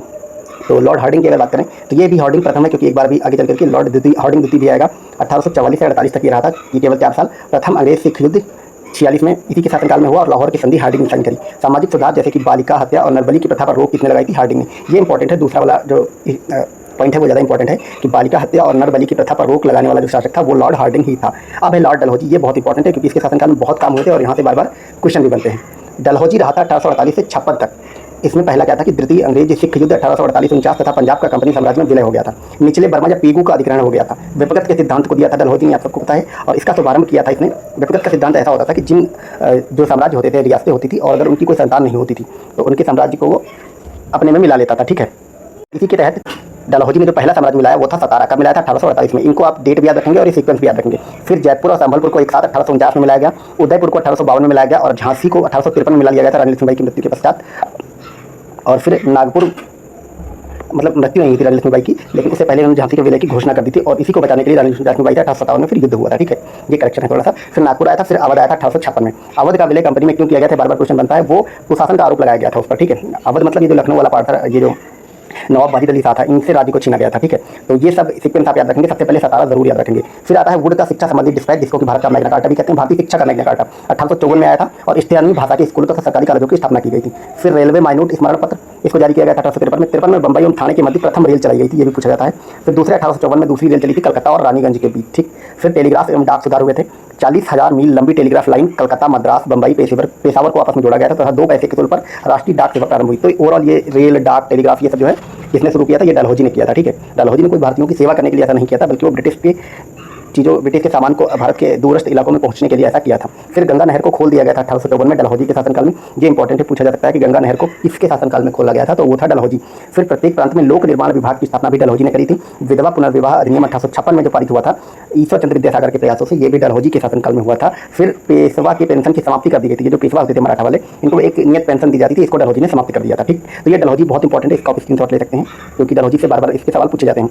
डलहौजी से रिलेटेड एक फैक्ट यहाँ पे रेडी हो गया। अब नेक्स्ट हमारा है लॉर्ड कैनिंग। कैनिंग 56 से 57 रहा था और ये क्वेश्चन ये बनता है कि 1857 की जब क्रांति हुई थी उस समय कौन गवर्नर जनरल था? तो उस समय कैनिंग ही था। 1857 में कलकत्ता, मद्रास और बंबई, इनमें 3 नए विश्वविद्यालय बने थे। ठीक है, 3 यूनिवर्सिटी बनी थी कलकत्ता, मद्रास, बंबई में, और 1857 का विद्रोह कैनिंग के समय हुआ था। अब यहाँ से इसी विद्रोह के समय के बाद महारानी जो ब्रिटेन की हैं उनकी घोषणा आती है और इसके तहत गवर्नर जनरल का पद समाप्त कर दिया जाता है और वायसराय का पद प्रारंभ किया जाता है। तो ये जो कैनिंग था, लॉर्ड कैनिंग, ये अंतिम गवर्नर जनरल भी था और प्रथम वायसराय भी था, ये आप याद रखेंगे। तो लॉर्ड कैनिंग का फिर से शासनकाल शुरू होता है। अब वायसराय के रूप में शुरू होता है 1858 से 62 के बीच। इस बीच इसने क्या क्या काम किए? इसने 1858 के भारत सरकार अधिनियम द्वारा कंपनी के शासन की समाप्ति कर दी तथा शासन का प्रत्यक्ष नियंत्रण ब्रिटिश ताज के हाथों में आ गया था। ठीक है, तो जब ब्रिटिश ताज के हाथों में इंडिया का शासन आया था उस समय कैनिंग ही था। यूरोपीय सेना द्वारा श्वेत विद्रोह हुआ था 1859 में। ठीक है, नागरिक विधि संहिता 1859 में आई थी। भारतीय दंड संहिता, जिसको आईपीसी कहते हैं, 1860 में आई थी उसी के समय में। फौजदारी विधि संहिता 1861 में आई थी इसी के समय में। भारतीय शासन अधिनियम 1861 आया था और पुलिस विभाग का गठन 1861 आया था। आज भी भारत में जो पुलिस संबंधित कानून है लगभग 80 to 90% कानून यहीं से लिए गए हैं। ठीक है, तो ये इंपॉर्टेंट सारे पॉइंट हैं जो कि कैनिंग के शासनकाल में हुए थे। अब हम देखेंगे लॉर्ड एल्गिन प्रथम को। तो ये एल्गिन वगैरह ज़्यादा इंपॉर्टेंट नहीं होते, कुछ एक टॉपिक होते हैं इनके जरूरी होते हैं। एल्गिन प्रथम 1862-63 के दौरान रहा था। वहाबी आंदोलन इंग्लैंड में इसी के शासनकाल में हुआ था और पश्चिमोत्तर सीमा प्रांत में कबायलियों के दमन के लिए चलाया गया अम्बेला अभियान था। ये भी एल्गिन के समय में होता। आपसे क्वेश्चन ये नहीं पूछा जाएगा कि किसके शासनकाल में हुआ था, क्वेश्चन ये पूछा जाएगा कि अम्बेला अभियान क्या था। अम्बेला जो था वो पश्चिमोत्तर सीमा प्रांत में कबायलियों के दमन के लिए चलाया गया अभियान था। ठीक, अगला है Lord John Lawrence. Lord John Lawrence 1864-74 के बीच रहा था। भूटान के साथ युद्ध 1865 में इसके शासनकाल में हुआ था। प्लस कलकत्ता, बंबई और मद्रास में हाईकोर्ट की स्थापना हुई थी। अब है नेक्स्ट लॉर्ड मेयो। ये इंपॉर्टेंट है, यहाँ से कई बार क्वेश्चन बनते हैं। तो ये लॉर्ड मेयो जो है ये रहा था 1869 से 72 के बीच। इसमें जो बड़ी घटनाएं हुई थी वो ये थी कि काठियावाड़ में राजकोट कला तथा भारतीय युवराजों को राजनीतिक प्रशिक्षण देने के लिए अजमेर में मेयो कॉलेज की स्थापना। ये क्वेश्चन पूछा जाता है कि अजमेर में मेयो कॉलेज की स्थापना किसने करी थी? तो लॉर्ड मेयो ने की थी। लेकिन आपसे एक क्वेश्चन अगर ज़्यादा टफ बनाना हुआ तो ये पूछेंगे कि ये मेयो कॉलेज क्यों खोला गया था? ये भारतीय जो युवराज थे, रियासतों के जो राजा थे, उनके पुत्र लोग होते थे, उनको शिक्षा देने के लिए खोला गया था। फिर भारतीय सांख्यिकी सर्वेक्षण की स्थापना मेयो के समय हुई थी। कृषि एवं वाणिज्य विभाग की स्थापना इसके समय में हुई थी। केंद्र तथा प्रांतों के मध्य राजस्व के बंटवारे की नई प्रणाली का प्रारंभ हुआ था 1871 में। ठीक है, और 1871 में भारत में प्रथम जनगणना हुई थी मेयो के समय में। सबसे ज़्यादा क्वेश्चन ये बनता है। ठीक है, एक क्वेश्चन ये बनता है कि प्रथम मतलब 10 वर्ष के अंतराल पर नियमित जनगणना किसके साथ कब हुई थी? पहली बार तो वो 1881 में हुई थी। ठीक, राज्यों में रेलवे का शुभारंभ हुआ था। जो डलहौजी ने रेलवे चलाई थी वो बड़े बड़े प्रांतों में चलाई थी, बंबई, मद्रास वगैरह में। ठीक है, और भारत के अलग अलग राज्यों में रेलवे सर्वप्रथम मेयो के समय में चली थी। तो मेयो से संबंधित ये इंपॉर्टेंट चीजें हैं। अगला है लॉर्ड नॉर्थ ब्रुक। ये 1872 से 76 के दौरान रहा था। प्रिंस ऑफ वेल्थ की भारत यात्रा 1875 में इसी समय हुई थी। बड़ौदा के गायकवाड़ पर मुकदमा चला था और पंजाब में कूका आंदोलन इसी समय में हुआ था। ठीक है, तो पंजाब में कूका नहीं, यहाँ पे कूका हुआ। कूका आंदोलन पंजाब में आया था और एक आंदोलन चला था कुकी आंदोलन। तो कुकी आंदोलन मणिपुर में चला था, कुका पंजाब में, कुकी मणिपुर में। फिर नेक्स्ट देखते हैं लॉर्ड लिटन। ये इंपॉर्टेंट है, 1876 से 1880 के दौरान चला था। ठीक है, लॉर्ड लिटन। इसमें क्या हुआ था 1876 से 78 में भयंकर दुर्भिक्ष जिससे मद्रास, बंबई, मैसूर, हैदराबाद, मध्य भारत के कई हिस्से तथा पंजाब बुरी तरह प्रभावित हुए थे। रिचर्ड स्ट्रैची की अध्यक्षता में अकाल आयोग की नियुक्ति 1878 में हुई थी। तो ओवरऑल इतना याद रखना कि भयंकर जो दुर्भिक्ष आई थी बंबई, मद्रास, मैसूर, हैदराबाद में, वो लिटन के समय में आई थी। और इसी दुर्भिक्षी मतलब अकाल को जांच करने के लिए जो आयोग बना था वो था स्ट्रैची आयोग, ठीक। ये बना था 1878 में। फिर राजकीय उपाधि अधिनियम 1876 आया था, जिसमें ब्रिटेन की महारानी विक्टोरिया ने कैसर हिंद की उपाधि धारण कर ली थी, ठीक। फिर वर्नाकुलर प्लस एक्ट आया था 1878 में, और इसके तहत आपको पता है जो वर्नाकुलर लैंग्वेज होती है, जो लोकल भाषाएं थी, उसमें जो समाचार पत्र छपते थे उस पर रोक लग गई थी। फिर आर्म्स एक्ट 1878 में आया था। द्वितीय अफगान युद्ध भी इसी के समय में आया था। अभी हमने फर्स्ट अफगान वार पढ़ा था। आप लोग अगर वीडियो देख रहे हैं यहाँ तक तो कमेंट करके बताइए कि फर्स्ट अफगान युद्ध था। वीडियो को यहीं पे पॉज करिए, कमेंट में जाइए, लिखिए कि वो किसके समय में हुआ था। फिर नेक्स्ट देखते हैं लॉर्ड रिपन। तो रिपन बहुत इंपॉर्टेंट है। रिपन को थोड़ा सा उदार माना जाता है लिटन के अपेक्षा। ये 1880 से 84 के बीच रहा था। अफगानिस्तान से संदेश ने कर ली थी 81 में। मैसूर के शासक को गद्दी वापस कर दी थी। श्रमिकों की दशा में सुधार के लिए प्रथम कारखाना अधिनियम बनाया था 1881 में, ठीक। वर्नाकुलर प्रेस एक्ट की समाप्ति कर दी थी 1882 में। वित्तीय विकेंद्रीकरण की नीति का नियमितीकरण कर दिया गया था, यानी वित्तीय विकेंद्रीकरण अब नियमित आधार पर होगा। स्थानीय स्वशासन संबंधी सरकारी प्रस्ताव 1882 में पारित किया था। सर विलियम हंटर की अध्यक्षता में शिक्षा आयोग की नियुक्ति 1882 में की गई थी। तो ये विलियम जो हंटर आयोग बना था, शिक्षा आयोग, पहली बात तो याद रखना कि हंटर आयोग जो था वो एक शिक्षा आयोग था, 1882 में बना था। और इस समय वाइसराय था लॉर्ड रिपन। और इल्बर्ट बिल विवाद 1883-84 में वो रिपन के ही समय में आया था। ये आपका याद रखना है। इल्बर्ट बिल विवाद बार बार पूछा जाता है। ये मतलब न्यायाधीश से रिलेटेड विवाद था। उसने रिपन एक इल्बर्ट बिल लेकर के आया था। उसमें क्या हुआ था कि उसने भारतीय जजेज को ये अधिकार दे दिया था कि वह अंग्रेजों का भी मुकदमा सुन सके। तो इसी के विरोध में अंग्रेज अधिकारियों ने रिपन के ही विरोध में एक आंदोलन चला दिया था। तो इसी को इल्बर्ट बिल विवाद कहते हैं। और लास्ट में रिपन को ये बिल वापस लेना पड़ा था, ठीक है। तो ये ओवरऑल इसकी कहानी थी। नेक्स्ट फिर आता है लॉर्ड डफरिन, 1884 से 88 के बीच रहा था। और इसके समय जो बड़ी घटना हुई थी वो ये हुई थी कि भारतीय राष्ट्रीय कांग्रेस की स्थापना हो गई थी 1885 में। और तृतीय बर्मा युद्ध भी हुआ था 1885-86 में। फिर आता है लॉर्ड लैंसडाउन, ये 1888 से 94 के बीच रहा था। कारखाना अधिनियम दूसरा वाला आया था, पहला वाला 81 में, दूसरा वाला 91 में। सिविल सेवाओं का इंपीरियल, प्रांतीय और अधीनस्थ सेवाओं में वर्गीकरण कर दिया गया था। भारतीय प्रेस परिषद अधिनियम आ गया था 1892 वाला। और भारत एवं अफगानिस्तान के मध्य सीमा निर्धारण हेतु डूरंड आयोग की स्थापना 1893 में हुई थी। ये इंपॉर्टेंट है, याद रखना है आपको। इसलिए आज भी भारत और अफगानिस्तान के बीच की जो सीमा रेखा है, जो पीओके और अफगानिस्तान के बीच की पड़ती है, उसको डूरंड लाइन बोलते हैं। फिर है लॉर्ड एल्गिन तृतीय, हमने एल्गिन प्रथम को भी ऊपर देखा था। ये 94 से 99 के बीच रहा था। त्रिचाल विद्रोह इसी के समय में हुआ था। त्रिचाल विद्रोह इंपॉर्टेंट है, आपसे पूछा जाएगा कि ये क्या था। पूना में प्लेग का प्रकोप, चापेकर बंधुओं द्वारा 2 ब्रिटिश अधिकारियों की हत्या जो है एल्गिन के समय में की गई थी। फिर मोस्ट इंपॉर्टेंट जो है वो है लॉर्ड कर्जन, 1899 से 1905 के बीच ये रहा था। इसमें बहुत बड़ी बड़ी घटनाएं हुई थी और एक एक घटना ये आपको इंपॉर्टेंट याद करनी है और इसका स्क्रीनशॉट ले लेना, बार बार देखना है। नंबर 1, पुलिस प्रशासन में सुधार के लिए एंड्रयू फ्रेजर की अध्यक्षता में पुलिस आयोग का गठन किया गया था। आपसे सिर्फ इतना पूछा जाएगा कि कर्जन ने एक पुलिस आयोग का गठन किया था, उसका अध्यक्ष कौन था, तो वो था एंड्रयू फ्रेजर। फिर विश्वविद्यालय आयोग की स्थापना 1902 में हुई थी। भारतीय विश्वविद्यालय अधिनियम पारित हुआ था 1904 में।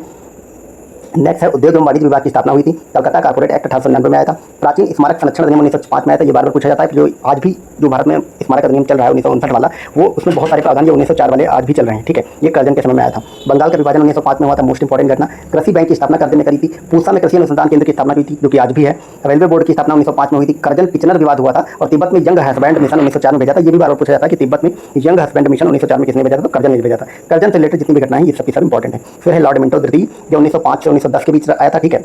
और बंग विरोधी आंदोलन इसने चलाया, स्वदेशी आंदोलन को दबाने का प्रयास किया। और 1907 के सूरत अधिवेशन में कांग्रेस का विभाजन हो गया था। और आगा खान द्वारा मुस्लिम लीग की स्थापना 1906 में कर दी थी। ये मिनटों के समय की घटनाएं थी, आप सबको ये पता होगी। फिर है लॉर्ड हार्डिंग तृतीय, हमने प्रथम को देख लिया, जो 1910 से 16 के बीच रहा था, ठीक है। इसमें क्या बड़ी घटनाएं हुई थी कि 1911 में बंगाल प्रेसिडेंसी की स्थापना हुई, बंबई और मद्रास प्रेसिडेंसियों की तरह ही।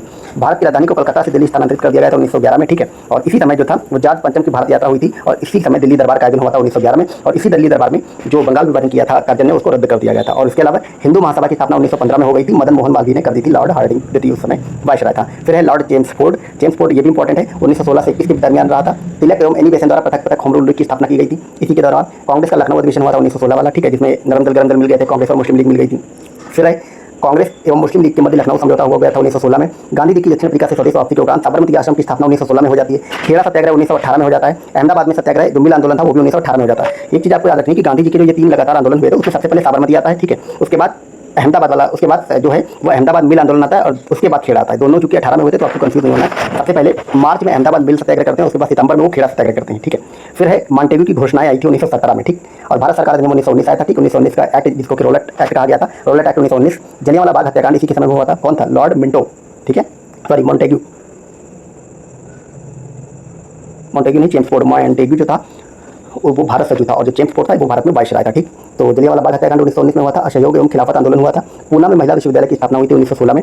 शिक्षा व्यवस्था में सुधार के लिए सैडलर कमीशन आया था 1917 में। ये सब आपको याद रखना कि आपसे एग्जाम में दे देगा कि हंटर आयोग, ठीक है, सैडलर आयोग, या आगे चल के आएगा आज़ादी के बाद कोठारी आयोग। ये सब किससे रिलेटेड है? तो ये सब शिक्षा से रिलेटेड, ठीक, आयोग थे। बाल गंगाधर तिलक की मृत्यु हो जाती है 1 अगस्त 1920 को। एसपी सिन्हा की बिहार के गवर्नर के पद पर नियुक्ति होती। गवर्नर बनने वाले वो पहले भारतीय थे। ये भी क्वेश्चन आप याद रखेंगे अगर आप बीपीएससी का एग्जाम दे रहे हैं तो उसके लिए तो बहुत इंपॉर्टेंट है कि भारत में गवर्नर बनने वाले प्रथम भारतीय कौन थे, तो एसपी सिन्हा थे। और ये गवर्नर कहाँ के बनते हैं? बिहार के, ठीक।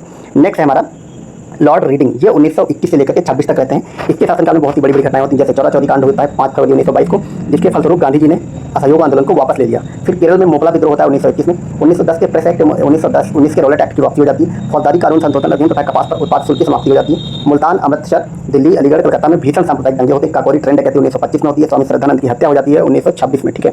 सीआर दास और मोतीलाल नेहरू द्वारा स्वराज पार्टी की स्थापना 1923 से आईसीएस की परीक्षा क्रमशः दिल्ली और लंदन करोल में निर्णय कराने का निर्णय लिया गया था, ठीक है। 1923 में ऐसा निर्णय लिया जाता है कि स्वराज पार्टी की गठन होगा और प्लस जो आईसीएस की परीक्षा थी उस समय सिविल सर्विस की वो लंदन में भी होगी और दिल्ली में भी होगी, ये आपको याद रखना है। फिर अकाली आंदोलन एवं गुरुद्वारा एक्ट आता है इसी के शासनकाल में, और फिर दिल्ली एवं नागपुर में विश्वविद्यालय की स्थापना हो जाती है। अब आता है नेक्स्ट लॉर्ड इरविन, ये भी इंपॉर्टेंट है। साइमन कमीशन की यात्रा 1928 में जो भारत में हुई थी, इसका गठन हुआ था अक्टूबर 1927 में, लेकिन भारतीय यात्रा 1928 में, और भारतीयों द्वारा इसका तीव्र विरोध हुआ था। ये 1931 तक वायसराय रहा था। कौन? Lord Irwin. इसके शासनकाल की जो अन्य घटनाएं थी वो क्या थी कि भविष्य में भारतीय संविधान की रूपरेखा के निर्धारण हेतु लखनऊ में सर्वदलीय सम्मेलन 1928 में आया। इसकी रिपोर्ट के नेहरू रिपोर्ट के नाम से जाना जाता है। ये नेहरू रिपोर्ट पूछा जाता है किसकी अध्यक्षता में बनी थी, तो ये जवाहरलाल नेहरू नहीं बल्कि मोतीलाल नेहरू की अध्यक्षता में बनाई गई थी। फिर देशी रियासतों के संबंध में बटलर समिति की नियुक्ति हुई थी 1927 में। आपसे पूछा जाता है कि बटलर समिति का संबंध किससे है, तो वो देशी रियासतों से संबंधित थी। फिर लाहौर के सहायक पुलिस अधीक्षक सैंडर्स की हत्या कर दी जाती है। दिल्ली विधानसभा के कक्ष में बम विस्फोट होता है 1929 में। लाहौर षड्यंत्र केस एवं लंबे उपवास के कारण कारागार में जतिन दास की मृत्यु हो जाती है 1929 में। फिर दिल्ली में ट्रेन में बम विस्फोट की घटना होती है 1929 में। कांग्रेस के लाहौर अधिवेशन में पूर्ण स्वराज का प्रस्ताव पारित होता है 1929 में। सविनय अवज्ञा आंदोलन प्रारंभ करने के उद्देश्य से गांधी जी द्वारा दांडी मार्च 1930 में निकाला जाता है। फिर लॉर्ड इरविन के द्वारा दीपावली घोषणा 1929 की जाती है। ये क्वेश्चन आपसे पूछा जा सकता है कि दीपावली घोषणा किसने करी थी, तो लॉर्ड इरविन ने करी थी 1929 में। कांग्रेस द्वारा प्रथम गोलमेज सम्मेलन का बहिष्कार किया गया था 1930 में। गांधी इरविन समझौता 1929 में होता है और सविनय अवज्ञा आंदोलन स्थगित हो जाता है। अब आते हैं नेक्स्ट लॉर्ड विलिंगटन, ये 1931 से 36 तक रहते हैं। लॉर्ड विलिंगटन, इनके दौरान द्वितीय गोलमेज सम्मेलन हुआ 31 में। सम्मेलन असफल रहा। सविनय अवज्ञा आंदोलन पुनः प्रारंभ हो गया 1935 में। इसमें गांधी जी शामिल होते हैं कांग्रेस की तरफ से। सांप्रदायिक घोषणा पत्र 1932 में आता है, ठीक है, और इसके विरुद्ध पूरे राष्ट्र में जबरदस्त प्रतिक्रिया होती है। नर्मदा जेल में गांधी जी द्वारा आमरण अनशन किया जाता है और उसी के दौरान पूना समझौता होता है गांधी और अंबेडकर के बीच, जिसके पश्चात गांधी अपना अनशन तोड़ते हैं। फिर तृतीय गोलमेज सम्मेलन होता है 1932 में। भारत सरकार अधिनियम भी 1935 में आ जाता है। अखिल भारतीय किसान सभा की स्थापना 1936 में होती है और ये करते हैं स्वामी सहजानंद। जयप्रकाश नारायण एवं आचार्य नरेंद्र द्वारा कांग्रेस समाजवादी पार्टी की स्थापना 1934 में की जाती है। आपसे क्वेश्चन पूछा जाएगा कि कांग्रेस समाजवादी पार्टी की स्थापना किसने करी थी, तो वो जयप्रकाश नारायण और आचार्य नरेंद्र देव मिलकर के करते हैं। कब करते हैं? 1934 में। फिर बर्मा को भारत से पृथक कर दिया जाता है 1935 में, ये आपको याद रखना है। अब नेक्स्ट आता है लॉर्ड लिनलिथिगो। लॉर्ड लिनलिथिगो जो है वो 36 से 44 तक भारत का वायसराय रहता है। इसके शासनकाल में बहुत बड़ी बड़ी घटनाएं हुई थी, जैसे कि देखते हैं। प्रथम आम चुनाव होते हैं 1936 से 37 में। कांग्रेस द्वारा पूर्ण बहुमत प्राप्त कर लिया जाता है इन आम चुनाव में, ठीक है। फिर है द्वितीय विश्व युद्ध प्रारंभ हो जाता है और द्वितीय विश्व युद्ध प्रारंभ होने के कारण ही कांग्रेस की सरकार जो है वो त्यागपत्र दे देती है। क्यों? क्योंकि इसमें ब्रिटेन ने बिना भारत के लोगों से, भारत की सरकार से, जो भारत के नेता थे इनसे पूछे भारत को ब्रिटेन की तरफ से उसमें सम्मिलित कर लिया जाता है उसके विरोध में 1939 में। कांग्रेस के 91वें वार्षिक अधिवेशन के अध्यक्ष पद हेतु सुभाष चंद्र बोस का चयन होता है 1938 में, ठीक है। और यहीं पर फिर त्रिपुरी संकट आता है, वो आपको पता होगा, जब गांधी जी के उम्मीदवार पट्टाभी सीतारमैया होते हैं और वो हार जाते हैं। इसको गांधी अपनी नैतिक हार बताते हैं, जिसके कारण सुभाष चंद्र बोस इस्तीफा दे देते हैं और उसके बाद कार्यकारी अध्यक्ष बना दिया जाता है डॉक्टर राजेंद्र प्रसाद को, ठीक है। तो खैर नेक्स्ट देखते हैं। सुभाष चंद्र बोस को कांग्रेस से त्यागपत्र हो जाता है 1939 में और फिर फॉरवर्ड ब्लॉक नामक नई पार्टी की स्थापना 1939 में वो करते हैं। मुस्लिम लीग के लाहौर अधिवेशन मार्च 1940 में लीग द्वारा पृथक पाकिस्तान की मांग की जाती है। वायसराय द्वारा अगस्त प्रस्ताव घोषित किया जाता है 1940 में। कांग्रेस एवं मुस्लिम लीग दोनों ने इसे स्वीकार कर दिया गया था, ये आपको याद रखना। शिमला में जो ये शिमला वाला नहीं, ये अगस्त प्रस्ताव जो लाते हैं 1940 में, इसको कांग्रेस और मुस्लिम लीग दोनों स्वीकार करती है। फिर विंस्टन चर्चिल इंग्लैंड के नए प्रधानमंत्री बन जाते हैं 1940 में। सुभाष चंद्र बोस का भारत से पलायन हो जाता है 1941 में और राजन फौज की स्थापना हो जाती है सिंगापुर में। फिर क्रिप्स मिशन का भारत आगमन होता है। मिशन अपने उद्देश्यों में असफल रहा। कांग्रेस द्वारा भारत छोड़ो प्रस्ताव पारित हो गया और पारित हुआ। इसके पश्चात भारत छोड़ो आंदोलन प्रारंभ हुआ। गांधी जी ने करो मरो का नारा दिया और सभी कांग्रेसी बड़े नेता गिरफ्तार कर लिए गए थे, ठीक है। मुस्लिम लीग ने अपने कराची अधिवेशन में 1944 में अंग्रेजों को बांटो और वापस जाओ का नारा दिया था, ये आपको याद रखना है। आपसे क्वेश्चन पूछा जाएगा कि अंग्रेजों को बांटो और वापस जाओ का नारा किसने दिया था, तो मुस्लिम लीग ने। फिर अगला आता है लॉर्ड वेवेल। वेवेल रहते हैं 1944 से 47 तक, ठीक है। ये सी राजगोपालाचारी ने सीआर फार्मूला प्रस्तुत किया 1944 में। गांधी जी एवं मोहम्मद अली जिन्ना की वार्ता असफल रहती है 1944 में। वेवेल योजना एवं शिमला सम्मेलन 42 में होता है। द्वितीय विश्व युद्ध की समाप्ति हो जाती है 45 में। कैबिनेट मिशन भारत आता है 1946 में। कांग्रेस ने मिशन के प्रस्ताव को स्वीकार किया था, याद रखना आपको। कांग्रेस कैबिनेट मिशन की प्रस्ताव को स्वीकार करता है लेकिन क्रिप्स मिशन को अस्वीकार करता है, ठीक है। अगस्त प्रस्ताव को अस्वीकार करता है। वेवेल योजना असफल रहती है। कांग्रेस केवल और केवल कैबिनेट मिशन को स्वीकार करती है। मुस्लिम लीग द्वारा प्रत्यक्ष कार्यवाही दिवस मनाया जाता है 16 अगस्त 1946 में, डेट डायरेक्ट पूछी जाएगी। संविधान सभा के गठन के लिए चुनाव आयोजित किए गए। कांग्रेस और अंतरिम सरकार की स्थापना कर ली गई सितंबर 1946 में, ठीक है। और ब्रिटेन के प्रधानमंत्री क्लीमेंट एटली ने भारत को स्वतंत्रता देने की घोषणा कर दी 20 फरवरी 1947 को। फिर बनते हैं लॉर्ड माउंटबेटन 1947 से 48 तक रहते हैं। 3 जून की घोषणा आती है। 3 जून की घोषणा को माउंटबेटन घोषणा कहते हैं, माउंटबेटन योजना कहते हैं, आपको याद रखना, ठीक है। ब्रिटेन के हाउस ऑफ कॉमन्स में भारत स्वतंत्रता अधिनियम प्रस्तुत किया और पारित किया गया। पंजाब एवं बंगाल के विभाजन हेतु रेडक्लिफ आयोग का गठन किया गया। भारत को पूर्ण स्वतंत्रता एवं भारत का विभाजन कर दिया गया। पाकिस्तान नामक नए राष्ट्र की स्थापना भी हो जाती है माउंटबेटन के समय में। तो इस प्रकार हमने कंप्लीट शुरुआत से लेकर के जो हमारे पहले गवर्नर जनरल थे वहाँ से जो हेस्टिंग थे वहाँ से लेकर के लॉर्ड माउंटबेटन तक भारत की आज़ादी तक के समस्त वायसराय और गवर्नर जनरल को पढ़ लिया है। ये वीडियो हमारा यहीं पे कंप्लीट, थोड़ा लंबा हो गया, लेकिन अगर आप ये पढ़ेंगे तो आपका कंप्लीट एक तरह से पूरा मॉडर्न इंडिया रिवाइज हो जाए। जो भी बड़ी बड़ी घटनाएं हुई कब हुई तो उनका सीक्वेंस भी आप याद रख सकते हैं। अब आने वाले जो पीसीएस का एग्जाम होगा या उन सब में सीक्वेंस पूछे जा रहे हैं, कौन सी घटना के बाद कौन सी घटना, ऐसे कम से कम 10-20 सवाल आ रहे हैं।